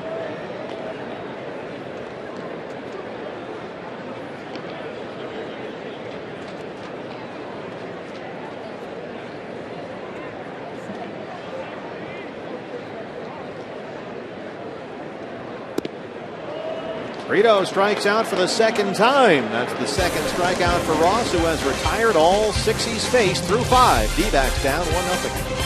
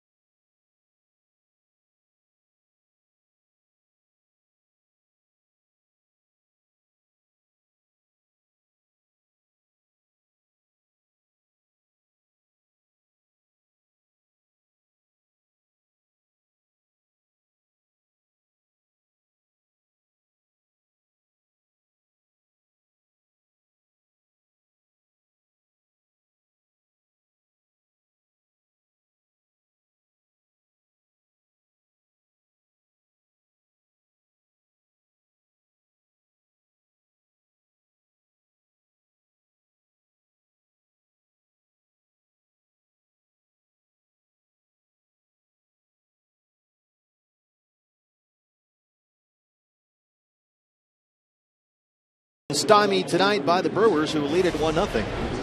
Time for our Jazz Roberts cool play of the game. Patrick Corbin, BB, every time he gets in trouble so far, for the most part, he's found a way to get out of it. Runners in scoring position in the 4th inning, struck out the last 2 batters to escape that jam, and then in the 5th inning, once again, runner in scoring position, strikes out Will Middlebrooks to get himself out of the jam.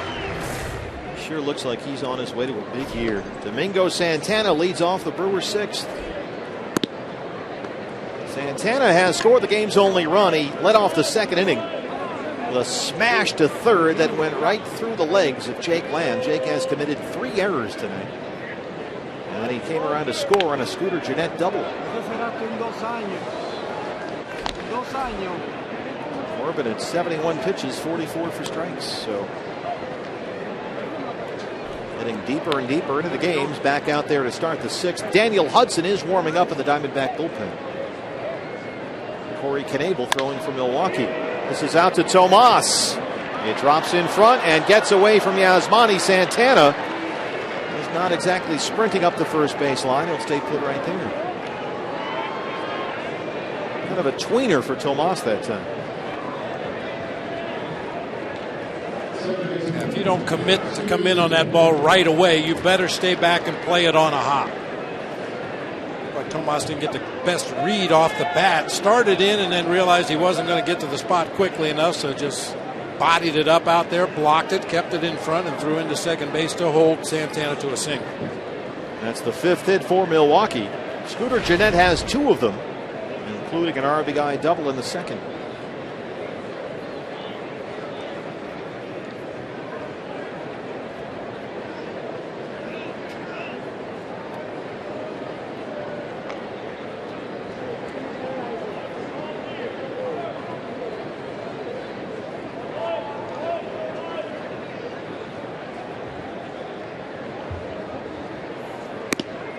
There's a strike. Santana will run on you. He's got a pair of stolen bases this spring.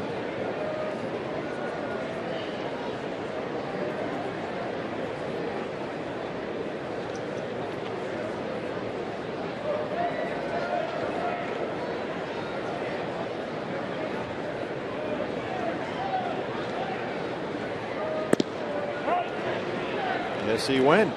Corbin ahead. Gennett with a double back in the 2nd to drive in Santana, as you mentioned, also singled after the walk to Santana in the 4th, but Patrick Corbin showing him some breaking balls this at bat. A little different story this time around.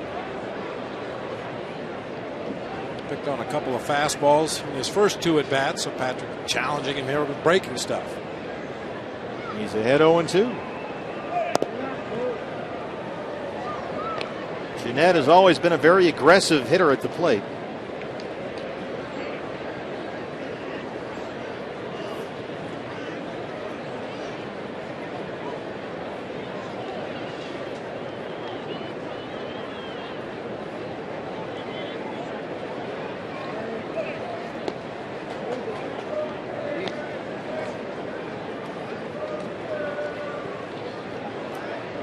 Corbin right at 75 pitches. Hudson is ready in the Diamondback bullpen.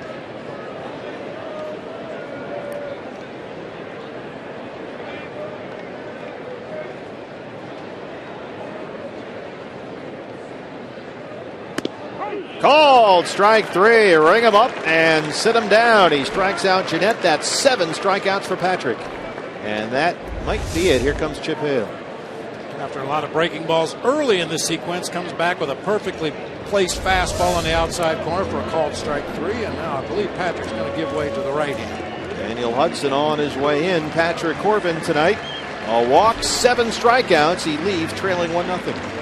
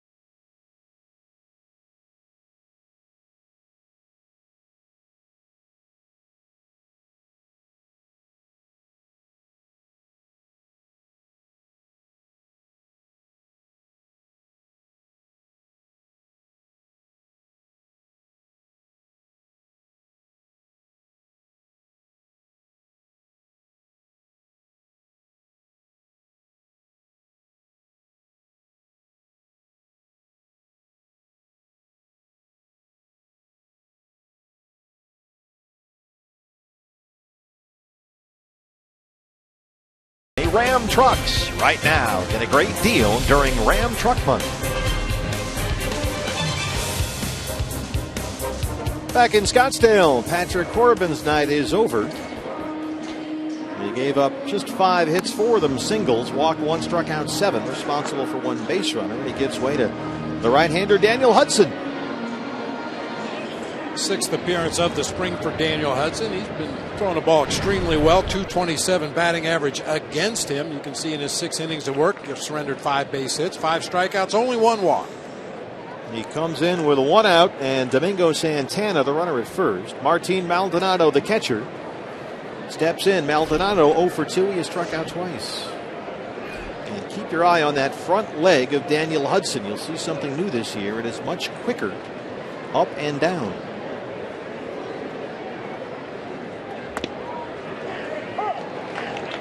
A slight tweak in his delivery this spring seems to have made a big difference. It came from Mike Butcher, who thought Huddy was a little too slow, too pronounced with that motion, lifting his leg up. It was a slow leg kick, and Huddy said it would cause him to sort of coast on the mound out there, float a bit, get a little wobbly. So they have tried to make him quicker and less deliberate at the top.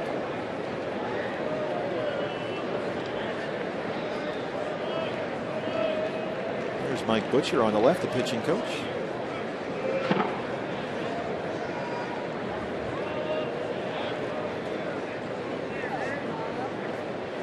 Santana takes off. The throw from Tuffy is in time. They got him. Tuffy goes a wish, throws out Domingo Santana. Second out here in the 6th. Segura keeping that tag on the whole time and having some fun with Santana. Good throw by Tuffy. Put it right on the money. Good jump over there at first by Santana. You mentioned earlier he runs extremely well. Fortunately, he doesn't slide very well. Front leg went right over the bag. And I need you to get up so I can move my glove. His rear end ended up right on the glove, which was in front of the bag. Sit on it, Potsy. The bouncer to Lamb at third. Jake a little slow to get it out of his glove, but he throws out Maldonado, and Huddy comes in and ends the inning. Bottom 6 coming up. It's still 1-0 Milwaukee.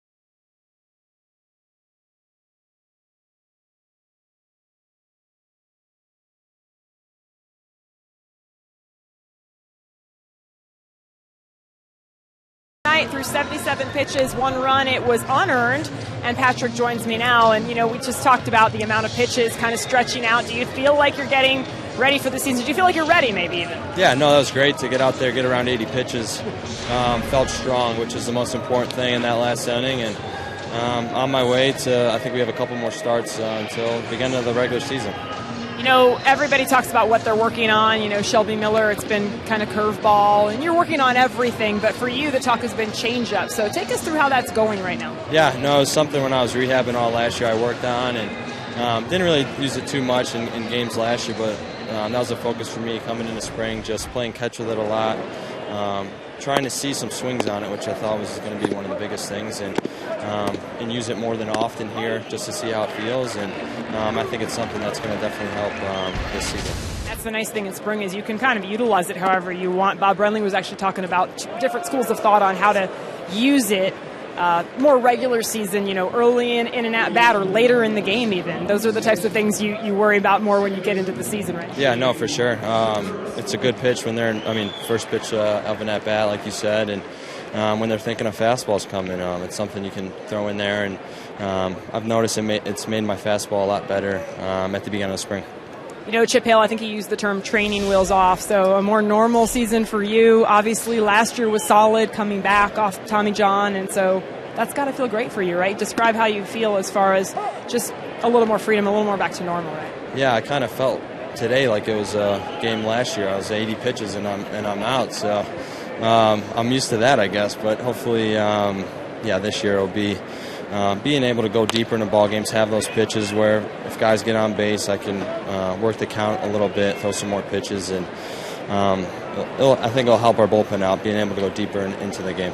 Quickly kind of wean you off that. You'll be left in there to go the distance if you can. So, the rotations change. Greinke, Miller, just talking to Wellington Castillo about that, and just the expectations change with that too, don't they? Yeah, no, it's great. It's going to be fun having those guys go out before me battling and try to go out there and one-up them. So, but I also think Ruby and whoever's at fifth spot, Robbie or someone else, I think they've been really impressive this camp as well. So I think we have a really deep rotation that's going to help improve our season, and hopefully with this offense that we have in the defense should help us pretty good. Everyone's kind of talked about Greinke being very analytical. Pitchers always pick each other's brains, but have you already been talking to those guys a little bit about just pitching in general? Yeah, Zach likes to talk hitting, I think, a little bit more sometimes, but it's... You show him you're the guy that knows about the hitting. I don't know. He's got a homer, so he can talk, but it's a good swing right there. Get out. Yeah. But yeah, Zach, he's, he knows every hitter in this league like the back of his hand, so it's going to be fun to watch him go out there and pitch. And the games where I'm on the dugout sitting next to him to talk some hitters and just see how he pitches to them and go from there. Pretty good hitting rotation at the top. Yeah, no, it should be good. Shelby, he's got some pretty impressive BP, so maybe something you guys can get some video on there. We'll work on that. Thanks. We appreciate the tip. Patrick Corbin, thank you, Pat. Yeah, thanks for having me. Guys, we'll send it up to you. Another very encouraging night, Jody, for Patrick. Gene Segura flies out against the new Brewer pitcher, Corey Knebel. So one down in the sixth. Here's Nick Ahmed, who doubled his last time up. He's got the Diamondbacks' only hit tonight. Patrick Corbin mentioned Robbie Ray or whoever gets that fifth starter spot. Here's the numbers on Knebel. There actually is some news about that today. The Diamondbacks made 5 roster moves today. And both Archie Bradley and Tyler Wagner, who the Brewers got from Milwaukee in the Aaron Hill deal, were optioned to AAA Reno. So the herd has been thinned a bit, Bob, for that fifth starter spot, and Robbie has been outstanding all spring long. He's been really good, and to the guys that did get sent down, it just means that they need a little bit more work on something before they're ready to battle for a spot in the rotation up here at the major league level. And you hope they approach it with that attitude. Go back down there to the minor leagues, try to work on the things that you need to get better at to stay up here at the major league level and improve the depth of the pitching staff. Look at Nick Ahmed, who couldn't quite check his swing there. So maybe we'll see an announcement from Chip about that fifth starter this week. Ruby De La Rosa starts here tomorrow night. Robbie Ray starts against the Giants Wednesday afternoon. So maybe by then we'll hear something. But there certainly is no rush. And I thought it was interesting. Patrick pointed out that he thought the rotation as it's made up this year would do a better job of giving the bullpen a little bit of a relief. You think back to the early part of last season, it seemed like Chip Hale was getting into the bullpen in the third or fourth inning of almost every ball game early in the season, and that took its toll on the bullpen. They really were working on fumes for the better part of the first half of the season. But if your starters can get you deeper into the ball game, at least 2 or 3 of the guys in the rotation can get you in the deeper part of the ball game, that gives those guys in the bullpen a night off, something they can all use from time to time. No bullpen in the major leagues worked more innings last season than the Diamondbacks bullpen. 2 quick outs for Knebel. Here's Goldie, who was hit by a pitch in the foot and flied out to right. Chip Hale has waited before naming that 5th starter. He wants to keep the competition open. But with Wagner down and Bradley down, that lessens things a bit. And even Chip has had to admit here when asked, and he's been pressed about it all the time throughout spring training, yes, Robbie Ray is certainly pitching well enough to be that 5th guy.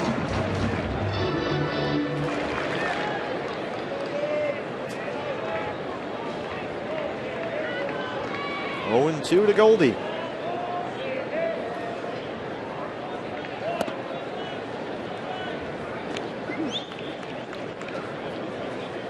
High 4-seam fastball there on the 0-2 count. A lot of times that sets up a curveball on the next pitch. Started on almost the same plane, tried to drop it down into the strike zone. Maldonado with that foot sticking out. Comes right back with another 4-seamer. The old Tony Pena stance back there.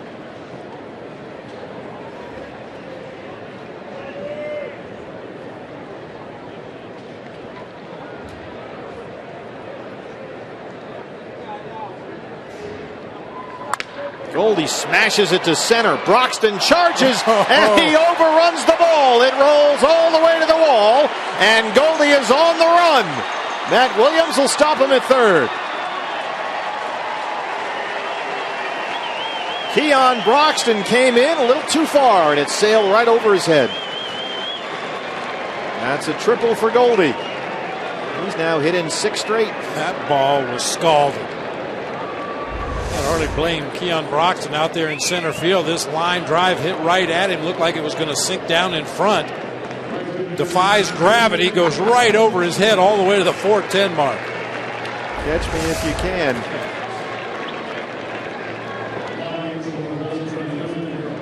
So Peter O'Brien will take over at 3rd for Goldie, whose night ends right here. He had 3 at-bats. O'Brien, the tying run at 3rd, 2 down for David Peralta.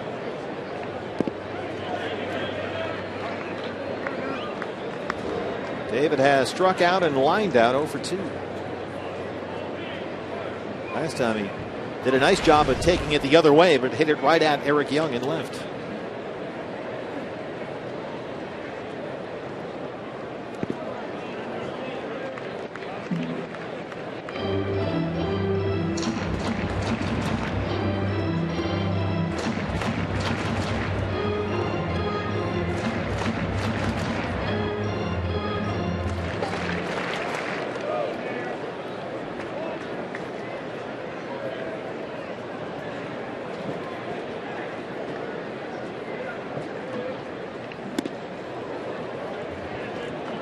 David last year had a tremendous knack for getting 2-out hits. His batting average last season with 2 outs was .349. Only D. Gordon, Buster Posey, and Paul Goldschmidt were better. 3-0.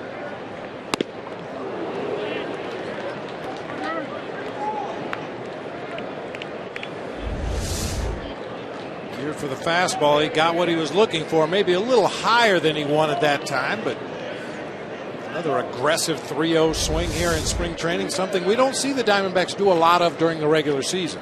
Got that fastball up on 3-0 and swung for the downs. Ball 4. Peralta takes the 2-out walk. So in the corners now for Yasmani Tomas. Just runs it in there a little bit too far off the plate. David will take his base, putting runners on the corners for Yasmani Tomas. Tomas has grounded out and struck out. He's 0 for 2, meeting at the mound here. Boy, Ross did a great job. Retired all 6 he faced on 17 pitches. Knebel has already thrown 20 in this inning. Well, you can tell we're getting a little deeper into spring training. Peter O'Brien pinch running at third base. The first change of a position player in this game. There were games back in the first week of spring training. We'd seen 48 people already by now. Don't say anything. You'll jinx it. Well, I asked Craig Counsell, are you likely to have multiple changes? And he said, well, because of the split squad, we didn't bring as many guys to this game as we normally would. So some of these guys might go 9 innings tonight. I'm fine with that. I'm good with that. A chance for Tomas. 2 on and 2 outs. There's ball 1. Asmani 5 for 14 in Cactus League play. Jason Bourgeois runs onto the field now and calls timeout. He'll take over at first for Peralta.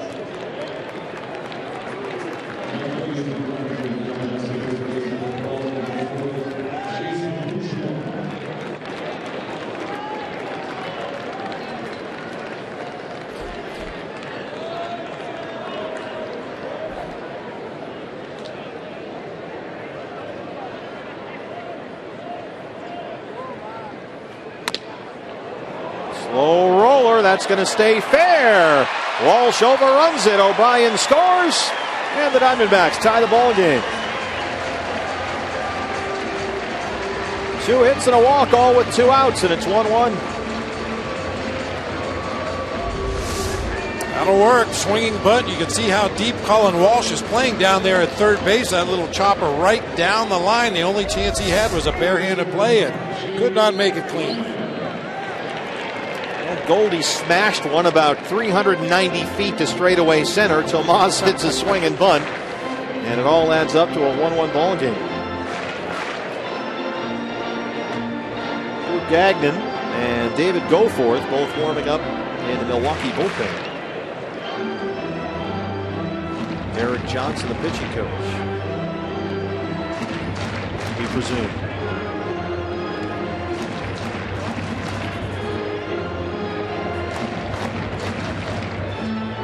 The coaches don't usually do you a lot of favors in spring training.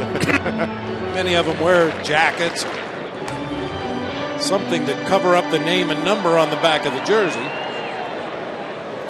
Well, here's Jake Lamb, and Jake's had a tough night. 3 errors defensively.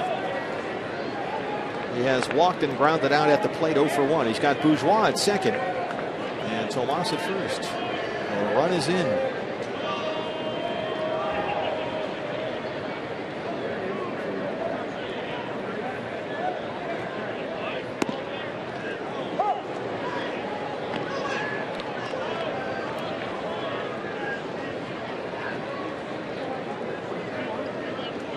Jake has doubled 3 times and homered this spring. He came into the ball game hitting just over 300 in Cactus League play this year.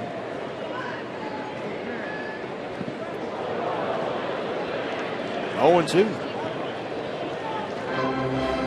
First pitch curveball for a called strike, comes right back with the same pitch on the second delivery, this time down low in the dirt. Jake just can't hold up.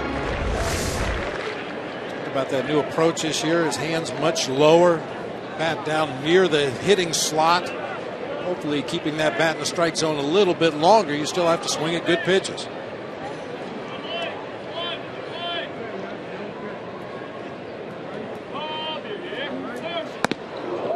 The fastball up 1-2. Jake hoping that that longer swing in the hitting zone will give him more time to react athletically to the pitch, whatever it is.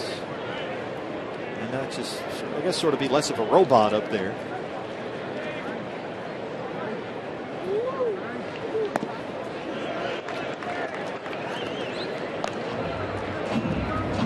Knebel 2-2 now.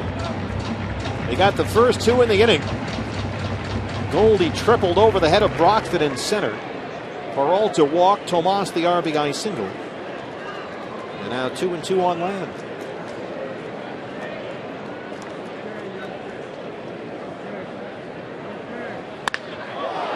Fly ball, center field. Keon Broxton drifting near the track. And he's got room. So the Diamondbacks strand 2, but they get 1. It starts with Goldie, a laser over the head of Broxton in center. All the way in at third, a triple for Goldie. Tomas just as effective. We are through 6. Diamondbacks and Brewers tied at 1.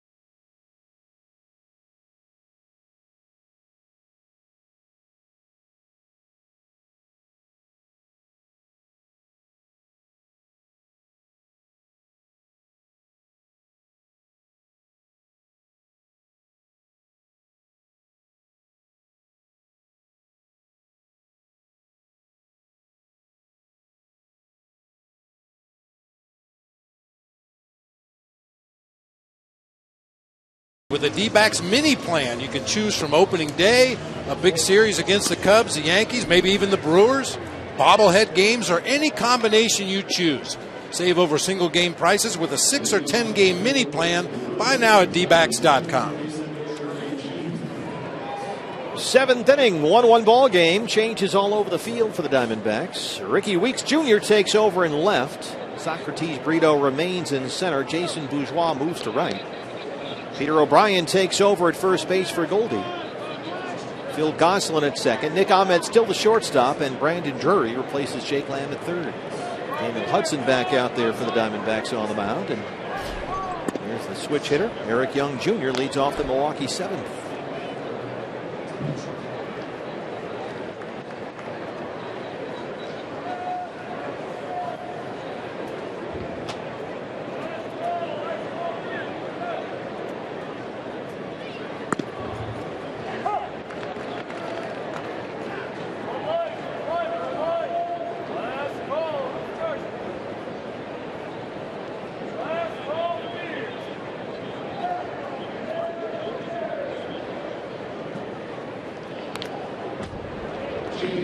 One and two.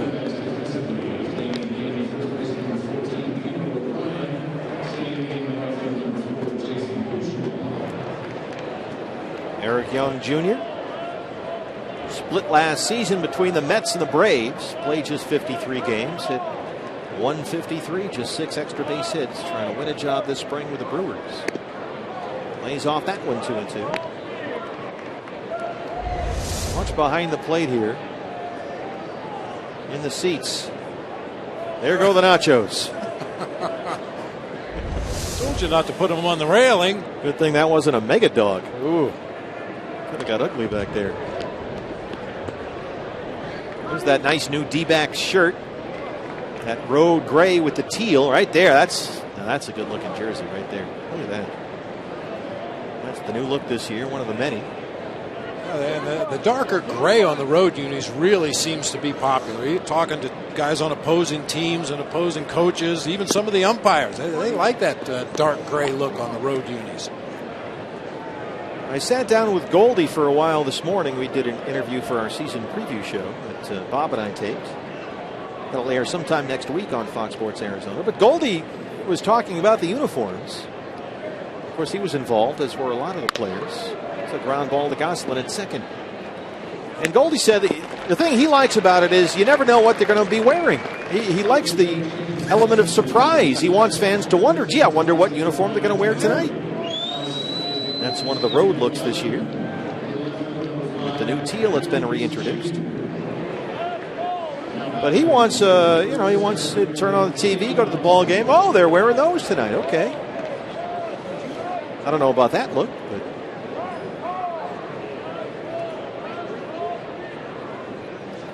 Keon Broxton 0 for 2. You get the feeling Paul Goldschmidt in a pair of Wranglers and cowboy boots would go out there and hit 340. Yeah, that would work.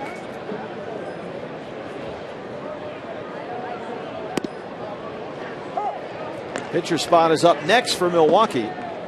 And Monty Harrison is in the on-deck circle, the outfielder.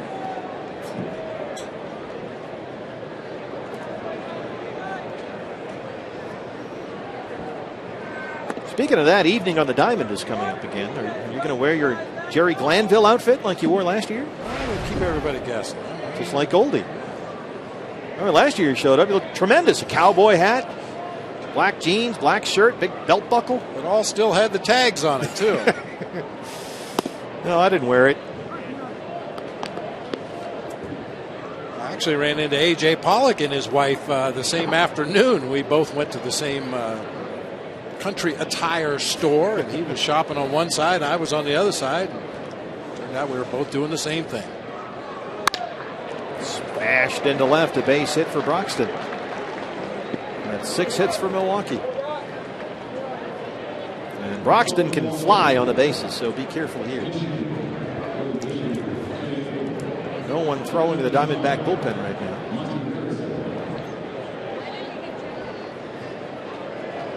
Monty Harrison.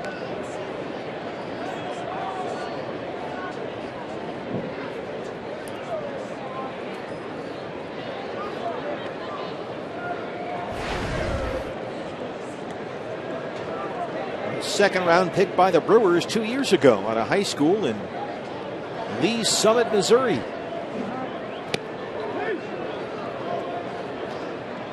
Harrison last year played rookie ball in Helena. Hit just about 300 there. Just a kid. 20 years old. And they got Broxton hung up. Nope, hold on. I think we might have a balk here. Yep. That is a balk, so Broxton was picked off. He ends up at second. A balk has been charged to Daniel Hudson. It's not Jim Reynolds, who we were told is the plate umpire. Watch the front leg.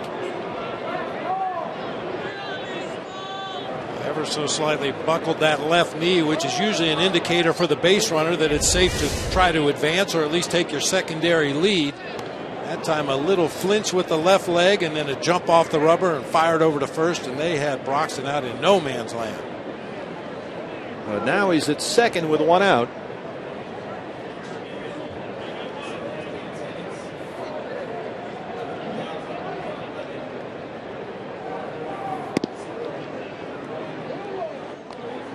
Monty Harrison. He's a big kid, 6'3", 220.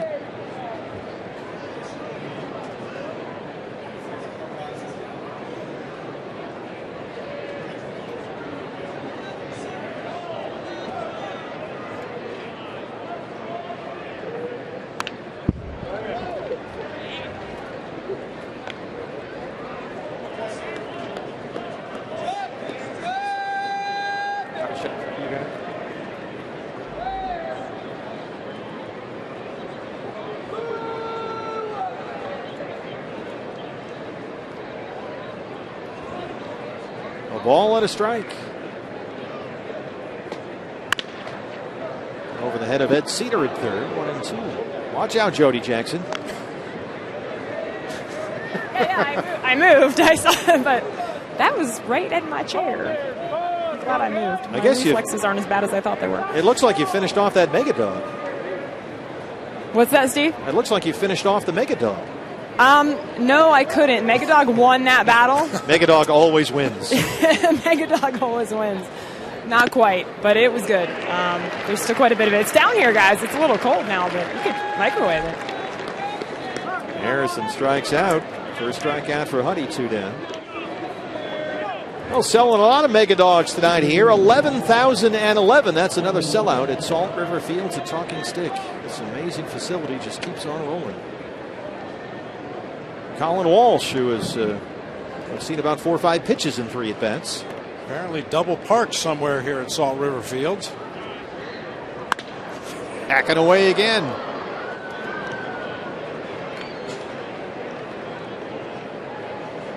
A switch hitter playing third base. Came into the ball game hitting .321 with 5 RBIs this spring, but he's 0 for 3 tonight. A Rule 5 pick by Milwaukee in December. They got him off the roster of the Oakland A's, where he spent last year in Double-A ball. He is not going to get cheated tonight. Walsh was a 13th round pick out of Stanford by the Cardinals 6 years ago. They let him go. He hooked up with the A's. Spent the last 2 seasons with Oakland in their minor league system. And is now here with Milwaukee as a Rule 5 guy.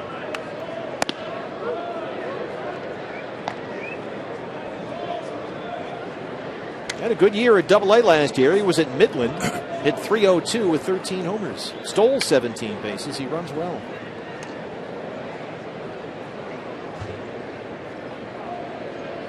Keon Broxton at second, 2 outs. A ball and 2 strikes on Colin Walsh. You know who the Diamondbacks, or I should say the Brewers' third baseman will be this year? It's Aaron Hill. That one kicks away from Tuffy, rolls toward the Brewer dugout, and Broxton's in at third. Aaron Hill played for the Brewers in their other split squad game this afternoon at Maryvale against the Angels. And so Aaron is not here tonight, but we want to wish him a happy birthday today.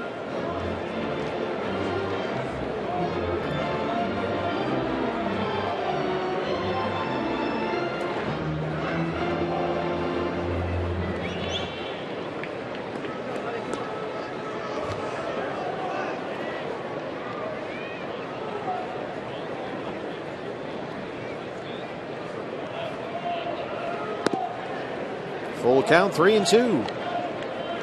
Jonathan VR is on deck. He would be next. A rare changeup that time from Daniel Hudson, a pitch we rarely see him throw.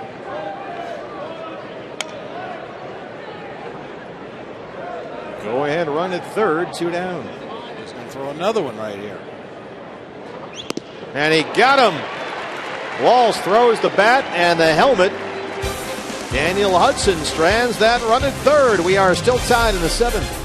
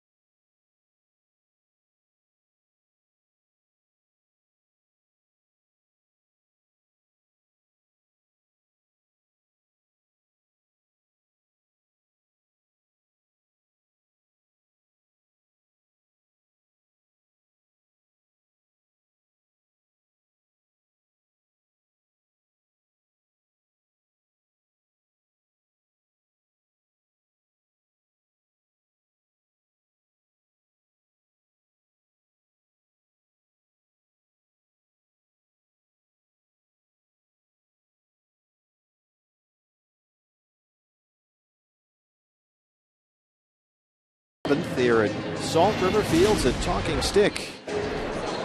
Our Nissan high excitement player, Goldie, laces one over the head of Keon Broxton in center for a triple.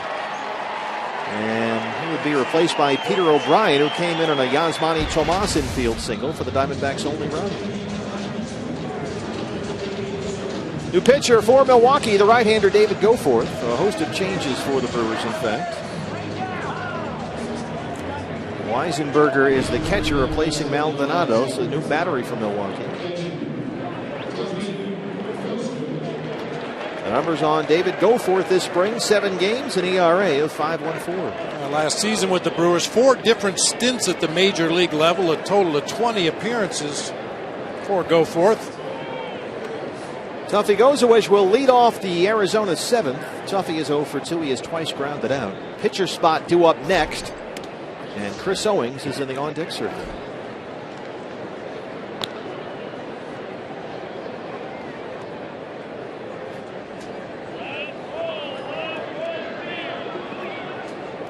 Walsh and VR still the left-hand side of the Milwaukee infield. Orf and Ramirez now the right-hand side. Peterson, Broxton, Santana in the outfield, left to right.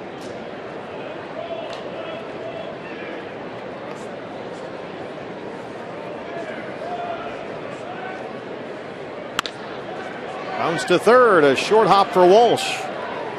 One away.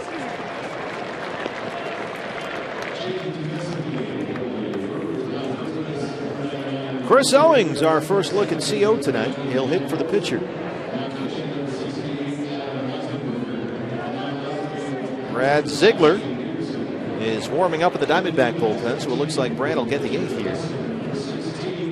And CO through 11 Cactus League games, hitting .324. He's driven in 4 runs.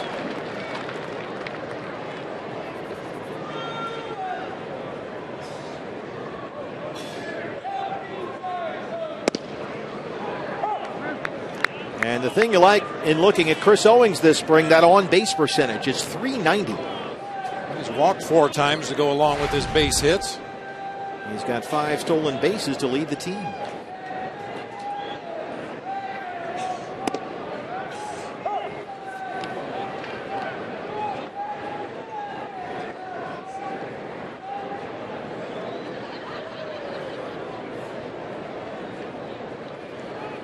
Goforth ahead 0-2. Fill thine horn with oil and go forth. Go for it. He's got a big arm. He's consistently in the mid-90s. A couple of fastballs at 95. That one elevated at 94.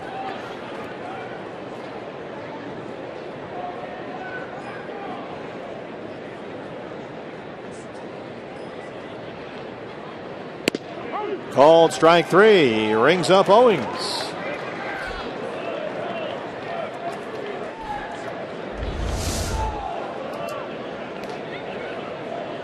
Maybe catches that outside corner. We mentioned, I don't believe that's Jim Reynolds behind the plate. It certainly doesn't look like him, but whoever the home plate umpire is given the outside part of the plate against the right-handed hitters, but not giving much on the inside part. Socrates Brito has struck out twice, 0-2.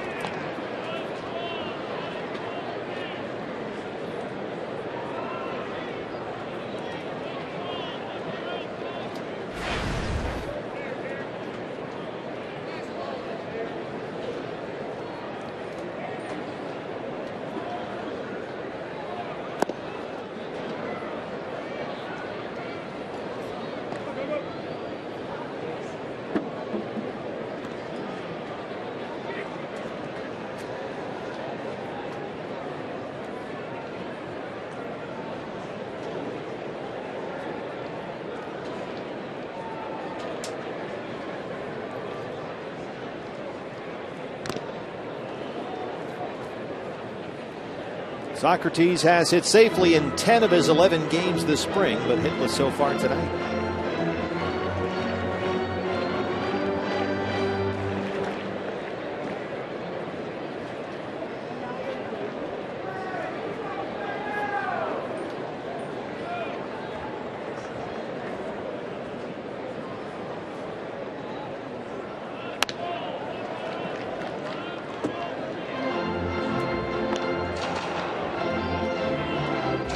I've had a request from some umpire experts. I don't want to give away their names, but they have requested a shot of the number. So there it is, 85.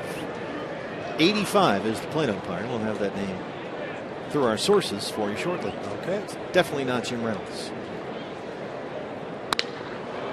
So fly ball out to center for Broxton. And David goes forth with a 1-2-3 7th. Will go to the 8th. Brewers and D-backs tied at 1.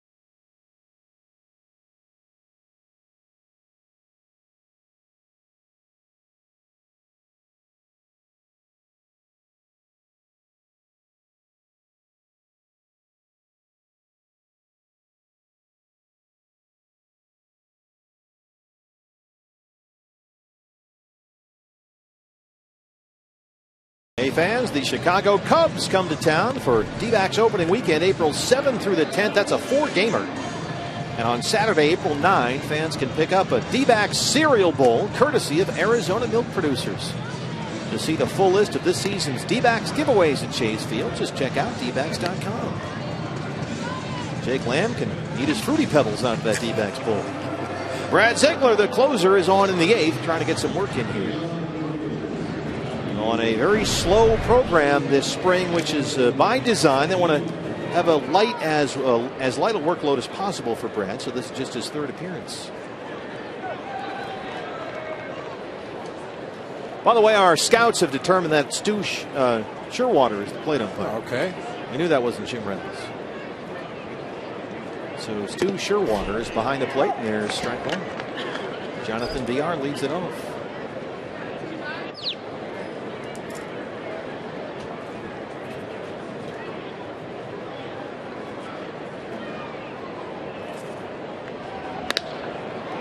Popped it up. Very shallow center. Evan Marzilli, who's just checked into the ball game, will jog in to collect that one.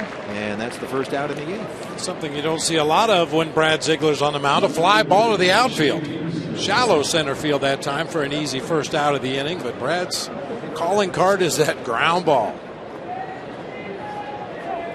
Shane Peterson now. He took over in left field for Eric Young Jr. his first at bat tonight.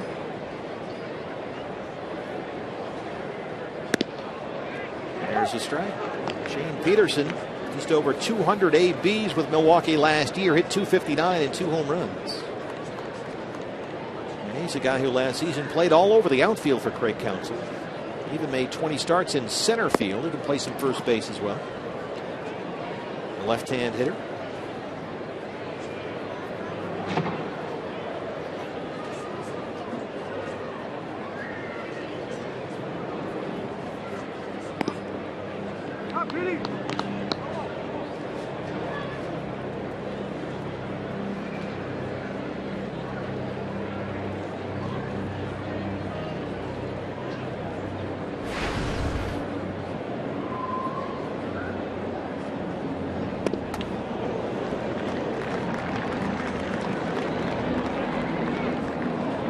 Peterson got a little bit of toughy-go switch on that backswing that time. And that hockey-style mask behind the plate.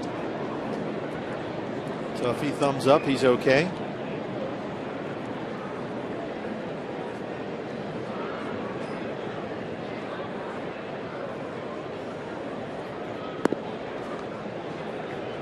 I wish they would let catchers paint those masks like hockey goalies. They could get fun. Could get out of hand, but they're not allowed to have designs on them like you see in the NHL. 3-2. Right back to Brad off the glove. And Peterson will reach. That's an infield single.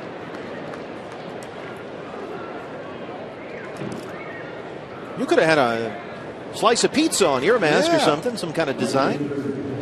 Make everybody hungry looking at me behind the plate. A slice of pizza on the front of my helmet. Ryan DePanfilo, the assistant trainer, out to check on Brad Ziegler.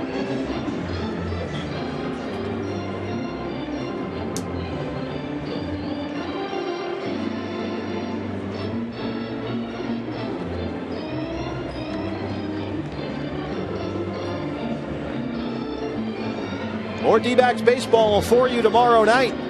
We come your way at 7 o'clock on Fox Sports Arizona. Ruby De La Rosa on the mound against the San Francisco Giants. So we have back-to-back TV games for you. Domingo Santana has reached 3 times, once on an error. He walked and singled. D-backs have committed 3 errors tonight, all by Jake Lamb. He's been replaced at third by Brandon Drury. They're talking about the design on the hockey-style catcher's mask. I think John Buck was the last catcher who was kind of grandfathered in and was allowed to wear design on his helmet because at the end of the season he would auction it off for a charity. But yeah, he had all kinds of New York things on the helmet, Empire State Building. Yeah, bridges. I can't remember what all was on it. Very elaborate designs. I remember that.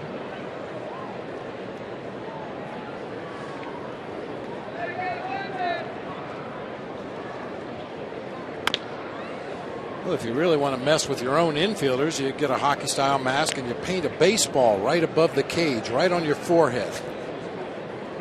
The pitch gets into the hitting zone. You're not sure if it's the ball on the helmet or is it the ball that the pitcher just threw. As you can see, Tuffy's got the hockey style mask back there. 2-1 on Santana. Peterson at first.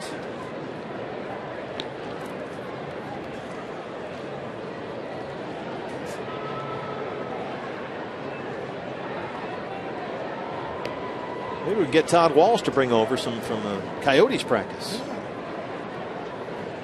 Todd's garage. It's hard to say what he's got in that garage. I'm afraid to go in there. 3-1.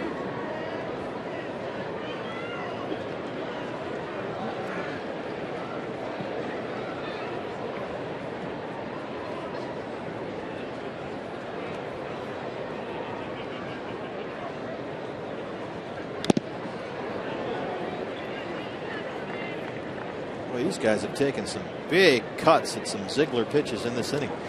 Santana's been taking big cuts all night long, starting with that hard ground ball that Jake Lamb couldn't handle down at third base back in that second inning. He walked in the fourth, but had a couple of rips in that at bat and then singled in the sixth.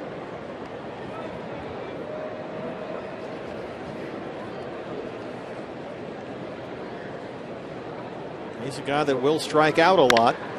Bounces this one to shortstop.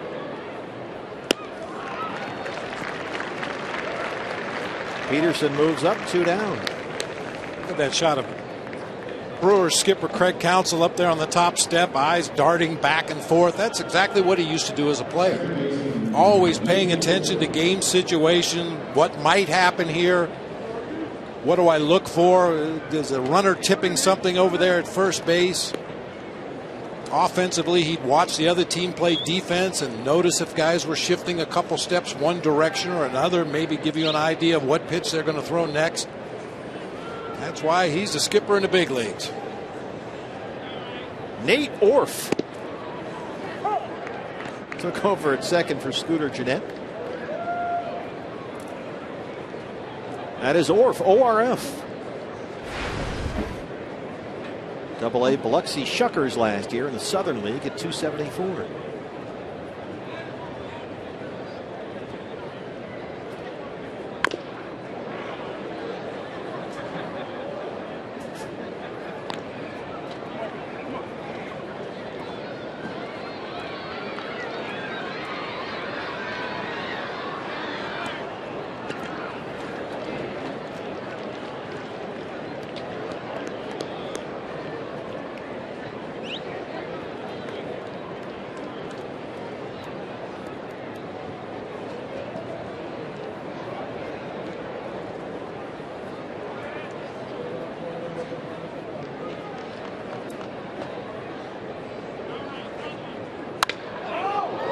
Fly ball. This could be trouble. Headed for right center, and it drops in.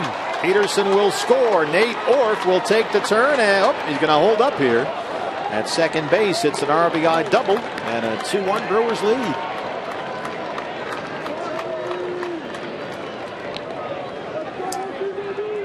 As a hitter, that's what you hope for from Brad Ziegler. You hope he elevates something out over the plate where you can extend and get the ball in the air. You see that fastball up there, belt high. As a general rule, Brad likes to work down at the knees and lower, but that time left a pitch up over the plate, and Orf finds that gap in right center.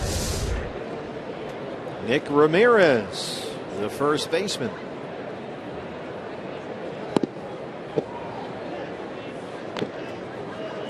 You don't usually see Brad leave a pitch up like that. That's what spring training is for.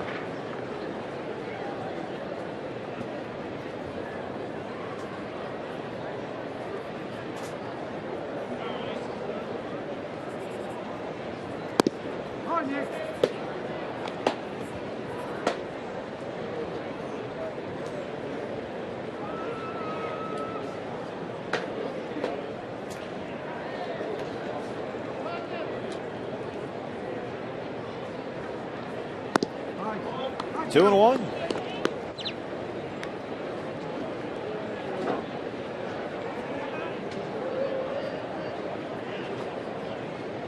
Aaron Hill, Ryan Braun, Chris Carter among the Milwaukee players who played earlier today against the Angels over at Maryville. So the Brewers have brought a number of minor leaguers over here for the night game. Tuffy's having a tough night back there. Yeah, got hit with a bat on a backswing, took a foul tip off the chest protector, and takes this one off the right foot.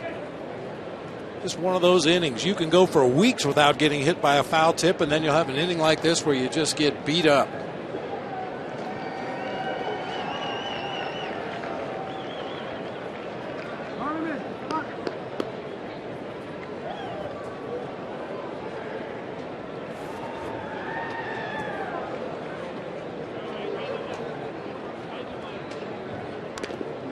Just gets a piece to stay alive. Diamondbacks in the home half of the 8th will have Goslin, Ahmed, and O'Brien scheduled up.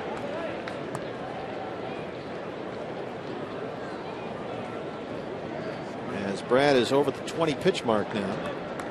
Looks like Matt Stites has started throwing in the Diamondback bullpen.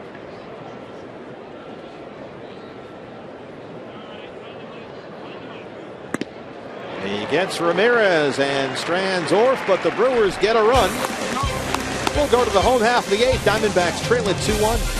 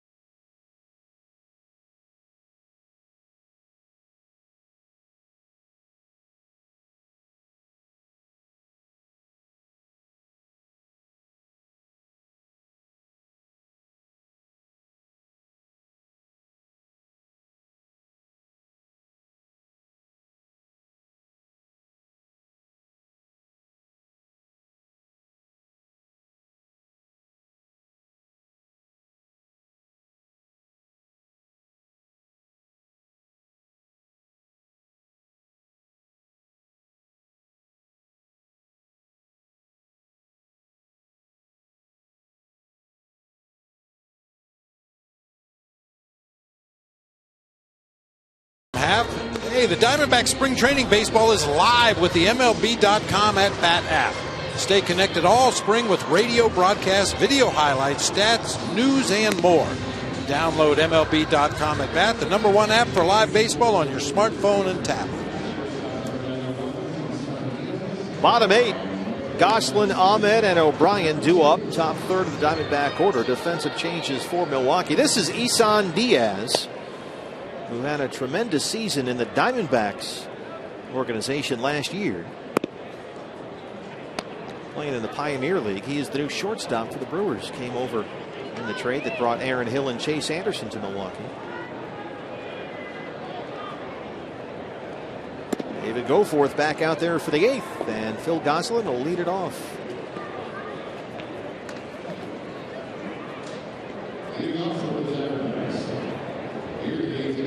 Goslin hitting .387 in 13 games this spring. He has homered twice and knocked in 6 runs. In fact, Phil had a home run yesterday at Goodyear, where the Diamondbacks beat the Reds.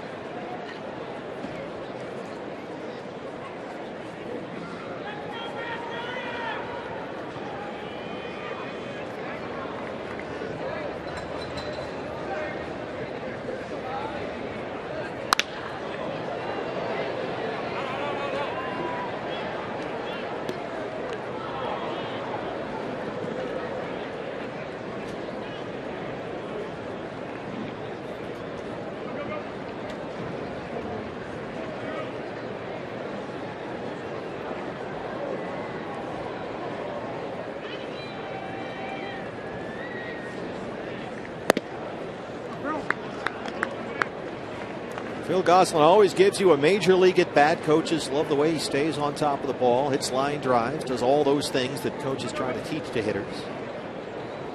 Nice quick short swing.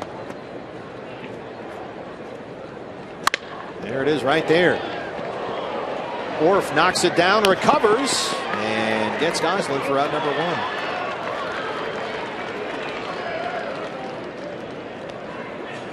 1. Nate Orf in there at second. One down for Nick Ahmed, who doubled in the third. Diamondbacks only 3 hits today. An Ahmed double in that third. A Goldie triple and a Tomas infield single in the 6th. That's been it.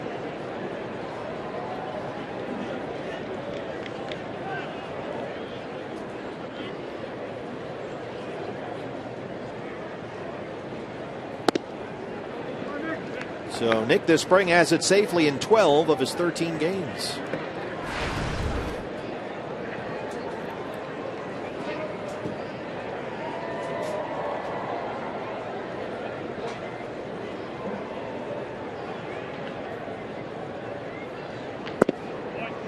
Oh, and 2.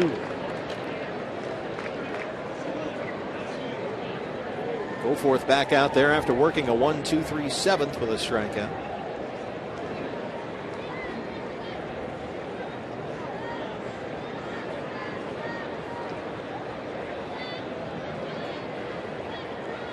Silvino Bracho warming up in the Diamondback bullpen. He'll get the 9th. I've seen a lot of Bracho lately. He was shut down for the first week or so of games with a slight groin issue, but he is back and throwing. 1-2 on Ahmed. Nick has a base hit. He drops it into right center. Takes the big turn. He's thinking 2 here. And Ahmed is in there. A double for Nick. He's 2 for 4. That's his 4th double this spring to go along with 3 triples and a home run. And a perfect example there. The Brewers playing a no doubles defense here, up by a run late in the ball game, but because they're playing so deep out there in right field, Nick Ahmed's able to turn this into a hustle double. He is the tying run at second with 1 out for Peter O'Brien.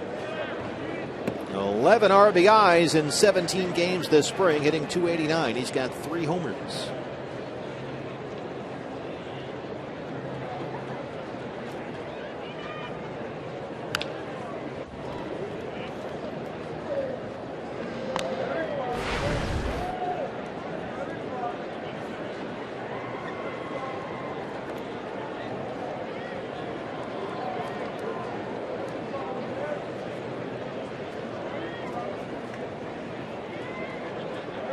Peter went down to Hermosillo when last season was over, played some winter ball down there in the Mexican League. Homered 5 times in 25 games.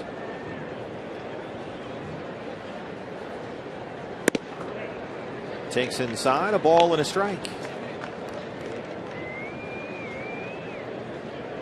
Last year at AAA Reno, 26 homers, 35 doubles, 107 RBIs.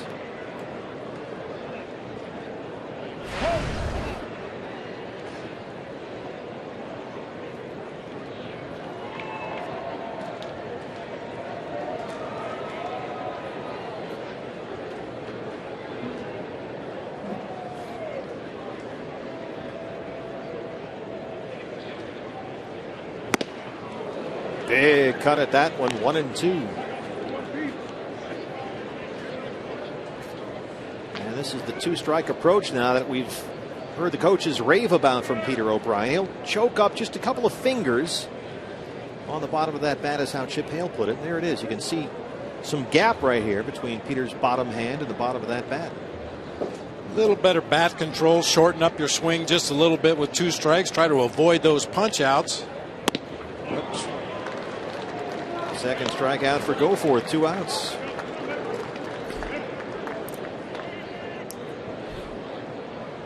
Jason Bourgeois now took over for for David Peralta in right field. Bourgeois hitting .237 this spring. He's got a home run. Nick Ahmed at second, 2 outs.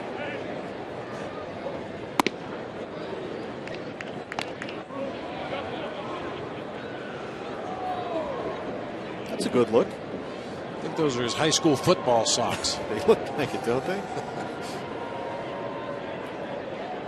Something one of the old AFL teams might wear.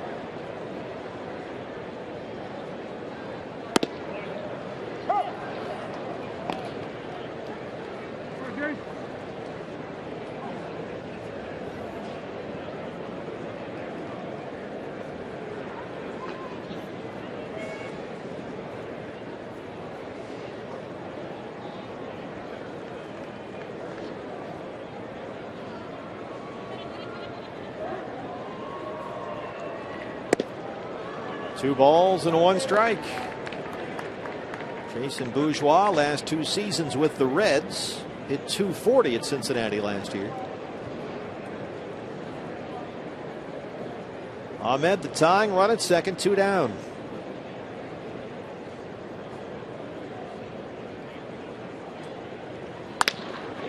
That is into left center, a base hit. Here comes Ahmed. Jason Bourgeois, the RBI single, and we're tied at 2.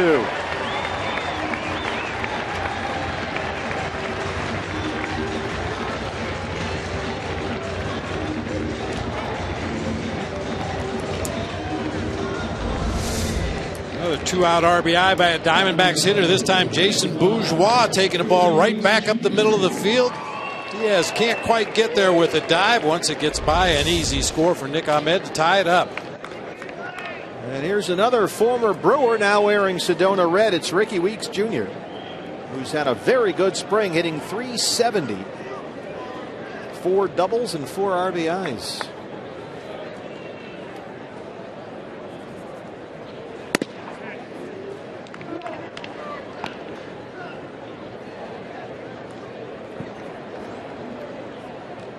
Parts of 12 seasons in the major leagues, 11 with Milwaukee. But now trying to win a job in Arizona after playing part of last season with the Mariners.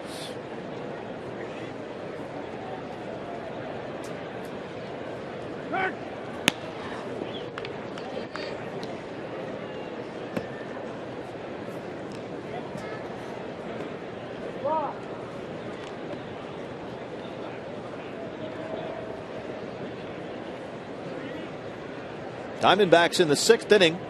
Got a triple, a walk, and a single, all with 2 outs to get their only previous run. And as Bob mentioned, another 2-out hit has tied the ball game. Bourgeois just back in time.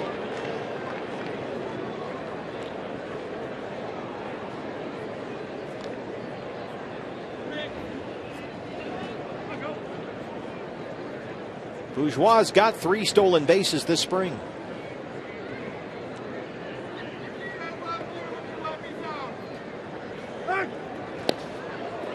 This is definitely a steal situation. 2 outs in the inning. Bourgeois would like to get into scoring position if he possibly can get a jump on Goforth, but the Brewers are throwing over there to first base, trying to keep him honest, trying to shorten up that lead a little bit. That wiggle one, that's usually the sign for a sinker. Bourgeois holds it first. Ricky Weeks can still turn on one.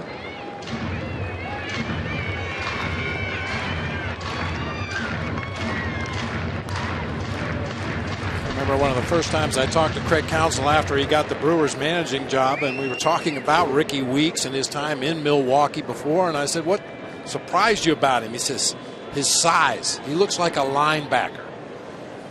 He said he kind of hides it well underneath the baseball uniform, but when you see him with his shirt off around the clubhouse, he said, this guy is a beast. 5'10", 220, 33 years old. He was brutally honest when asked why he thought the Diamondbacks were his best path back to the big leagues, and he said, well, to tell you the truth, this was pretty much my only shot. There just weren't a whole lot of opportunities out there. He's been given a chance, and he has produced. Goforth behind now, 3-1.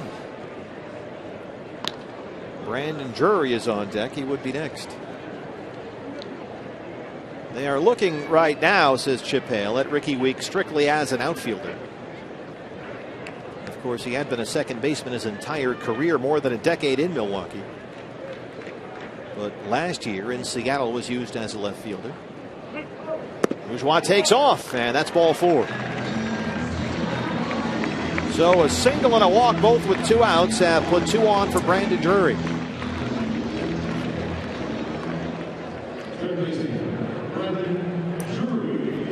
And he has been one of the Diamondbacks' hottest hitters this spring at .351.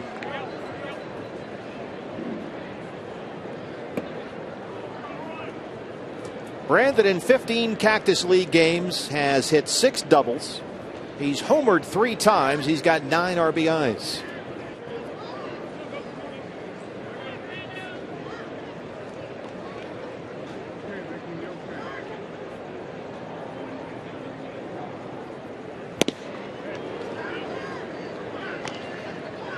And Ramirez at first will play well off the line.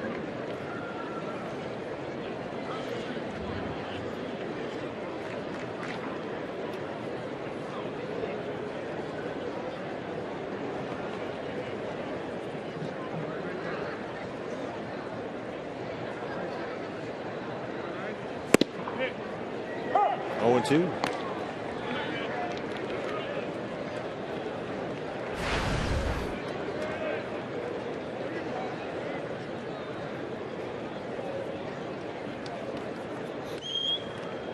Bourgeois, the go-ahead run at second, and Ricky Weeks Jr. at first.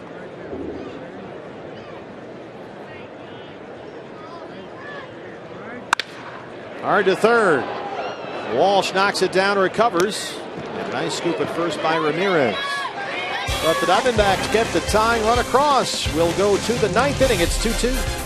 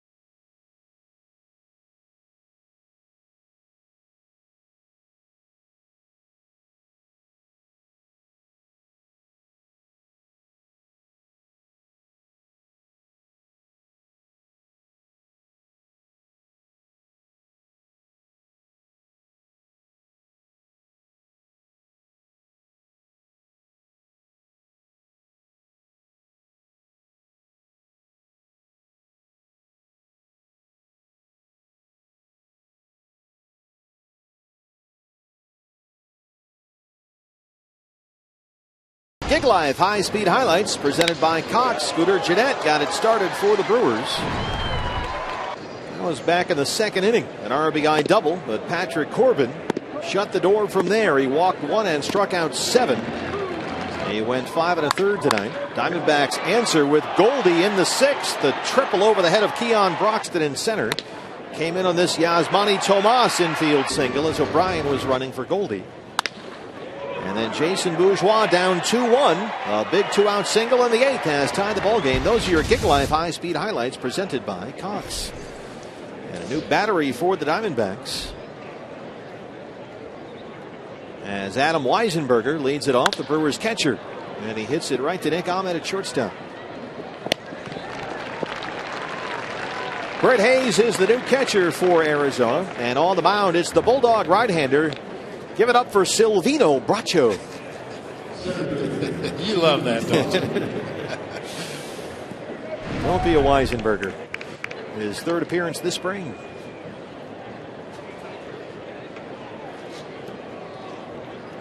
Keon Broxton, the former Diamondback.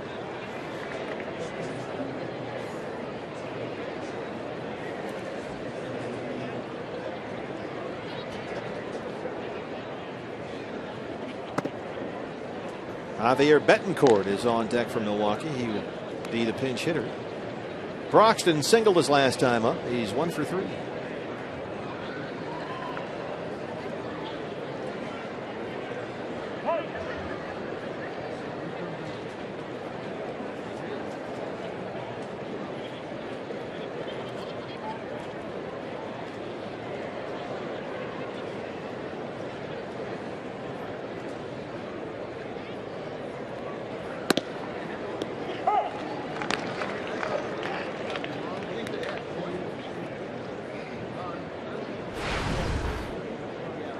Keon Broxton, originally a third-round pick by the Diamondbacks in the 2009 draft. And he's had a good spring, hitting about .350.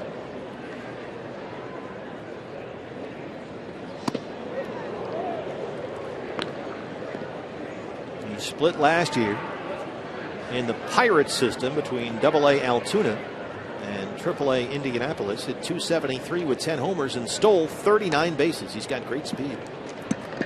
Out of Lakeland, Florida.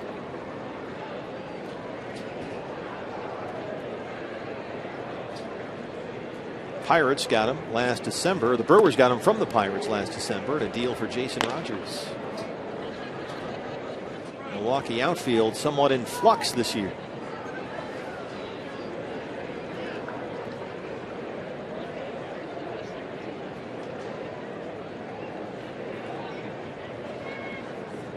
Three and one.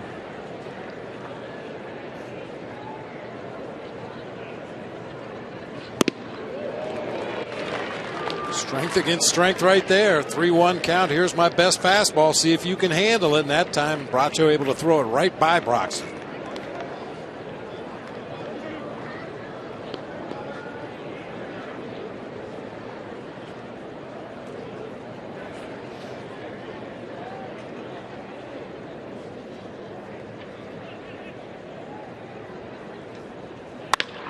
Got the fastball up, but Broxton a bit late on it. Bracho really does have that deception back there. He hides the ball well.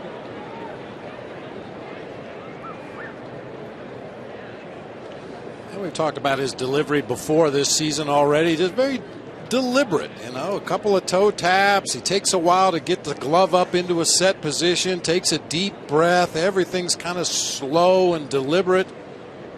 And he just drives that arm. Fast arm. Right by him. He strikes out Keon Broxton, 2 down. Bracho last season, saw him at the tail end of last year. Just over 12 innings for the Diamondbacks, 17 strikeouts, only 4 walks. There's the new pitching coach, Mike Butcher on the left, Chip Hale on the right. Mike Fetter is assuring there's quality control down there. Absolutely. Quality control. Javier Betancourt.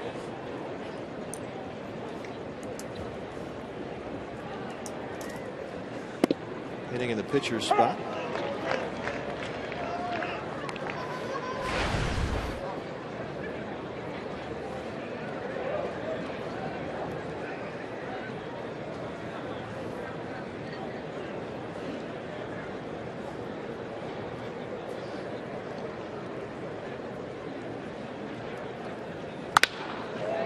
Drives one left center field, but Marzilli runs it down. Evan Marzilli due up third in the home half of the ninth. Diamondbacks and Brewers tied at 2.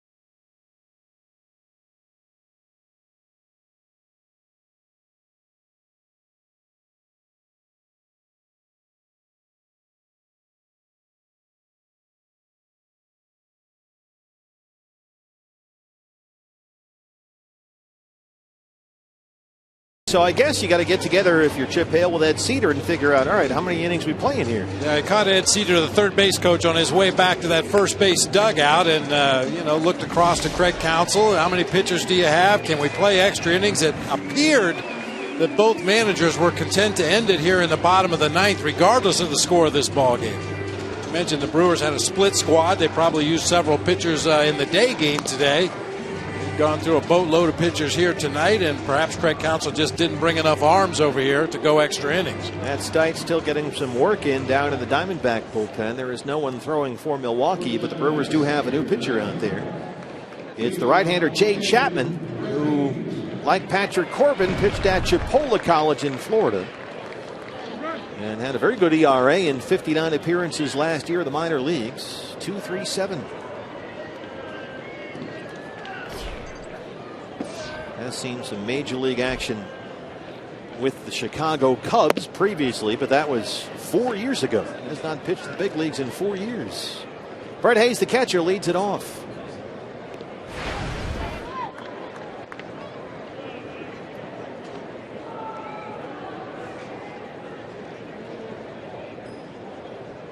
I think they figured out a way to actually skip the pitcher spot since we're waving the white flag, because Marzilli was due up third in this inning. The pitcher spot is due up next. But Nevin is in the on-deck circle as Hayes leads off the ninth.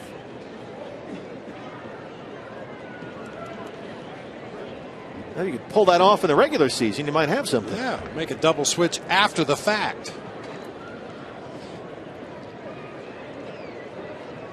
And now they've corrected that on the scoreboard here.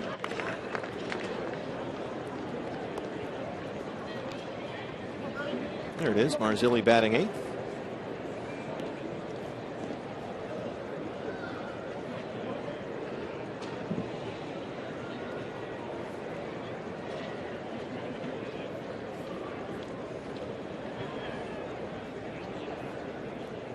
I can hear Orlando Hudson from up here.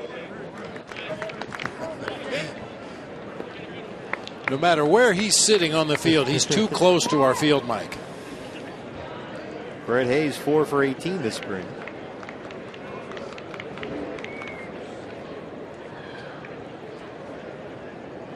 Three and one.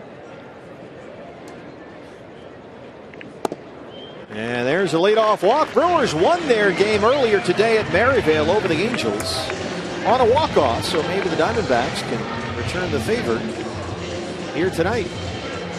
And Marzilli will be the hitter. We'll get a pinch runner for Hayes at first. Todd Glazeman coming in, and he will take over. He's the winning run.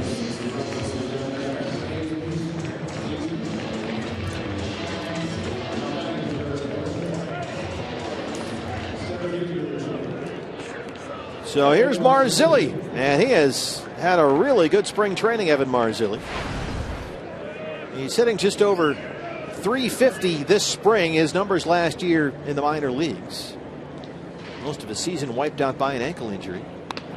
Marzilli trying to move the runner along, and he'll do it. Chapman's on it, and Glazeman's in at second. Something you certainly don't see much of in a spring training game, a sacrifice bunt, but it is the ninth inning of a tie game, and Chip and his staff want to win. Well, here's Joaquin Arias, the former Giant.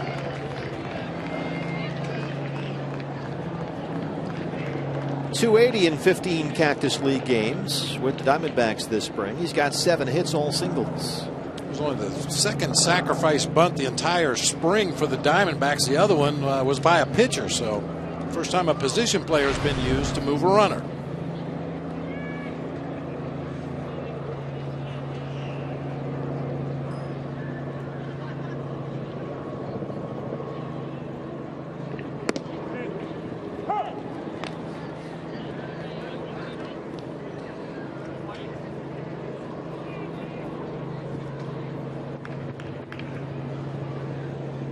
Winning run at second, 1 out.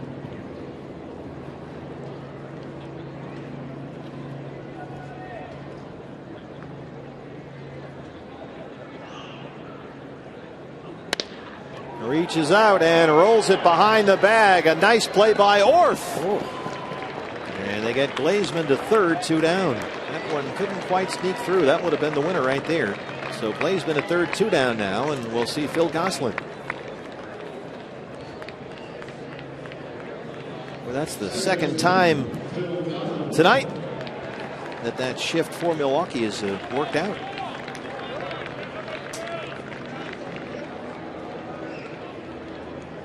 Orf came into this game late, but he's made his presence felt. An RBI double back in the 8th inning.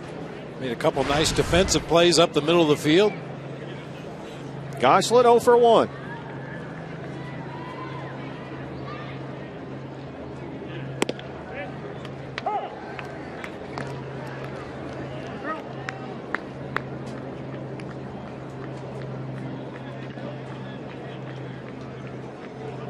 Phil, a home run yesterday at Goodyear, where the Diamondbacks beat the Reds. Trying to be the hero again tonight. He's homered twice this spring.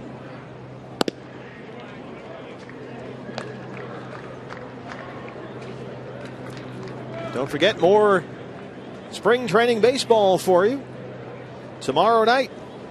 A 7 o'clock start. D-backs and Giants right here. It'll be Ruby De La Rosa on the mound.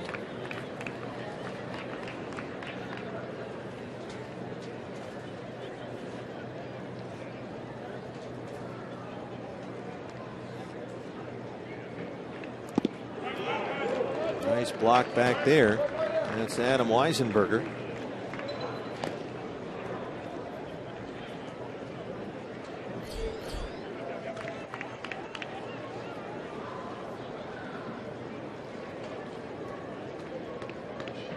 Opening day, April 4.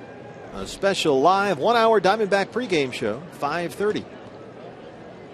Zach Greinke in his D-backs debut. 2-2 on Gosselin.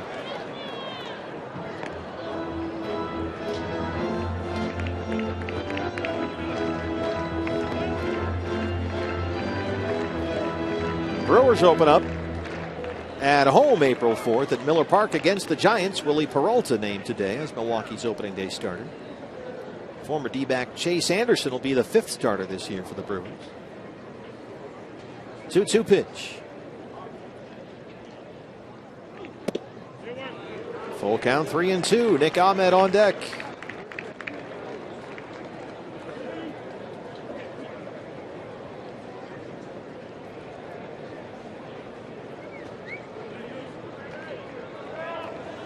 He's got kind of a Papelbon thing going out there.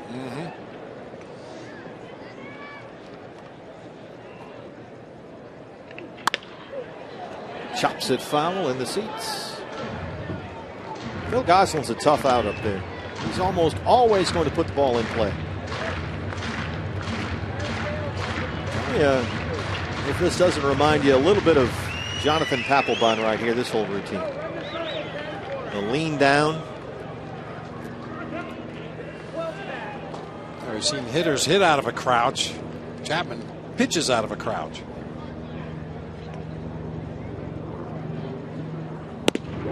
Ball 4. Phil Gosselin draws a walk. Second walk in the inning by Chapman. And a chance for Nick Ahmed now. Nick is 2 for 4. He's got a pair of doubles. Here's a look at Chapman now. Give you the Papelbon glare.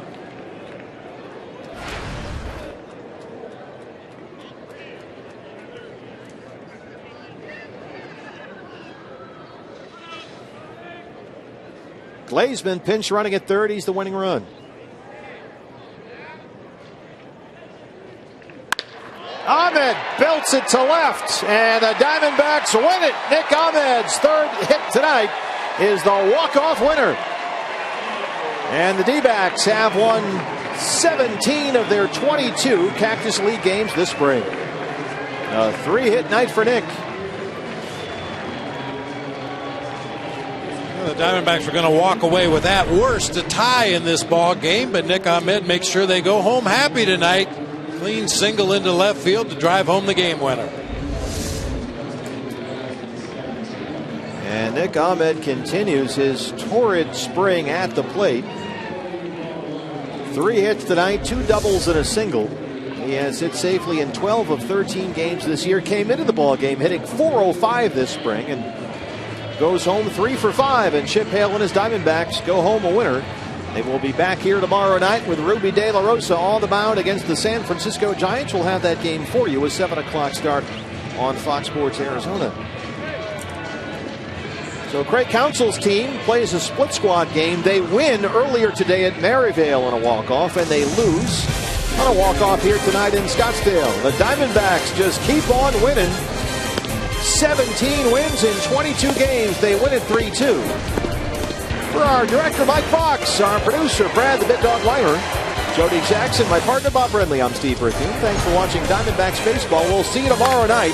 That's a Fox Sports Arizona Plus game, a 7 o'clock start against the Giants. So long, everybody.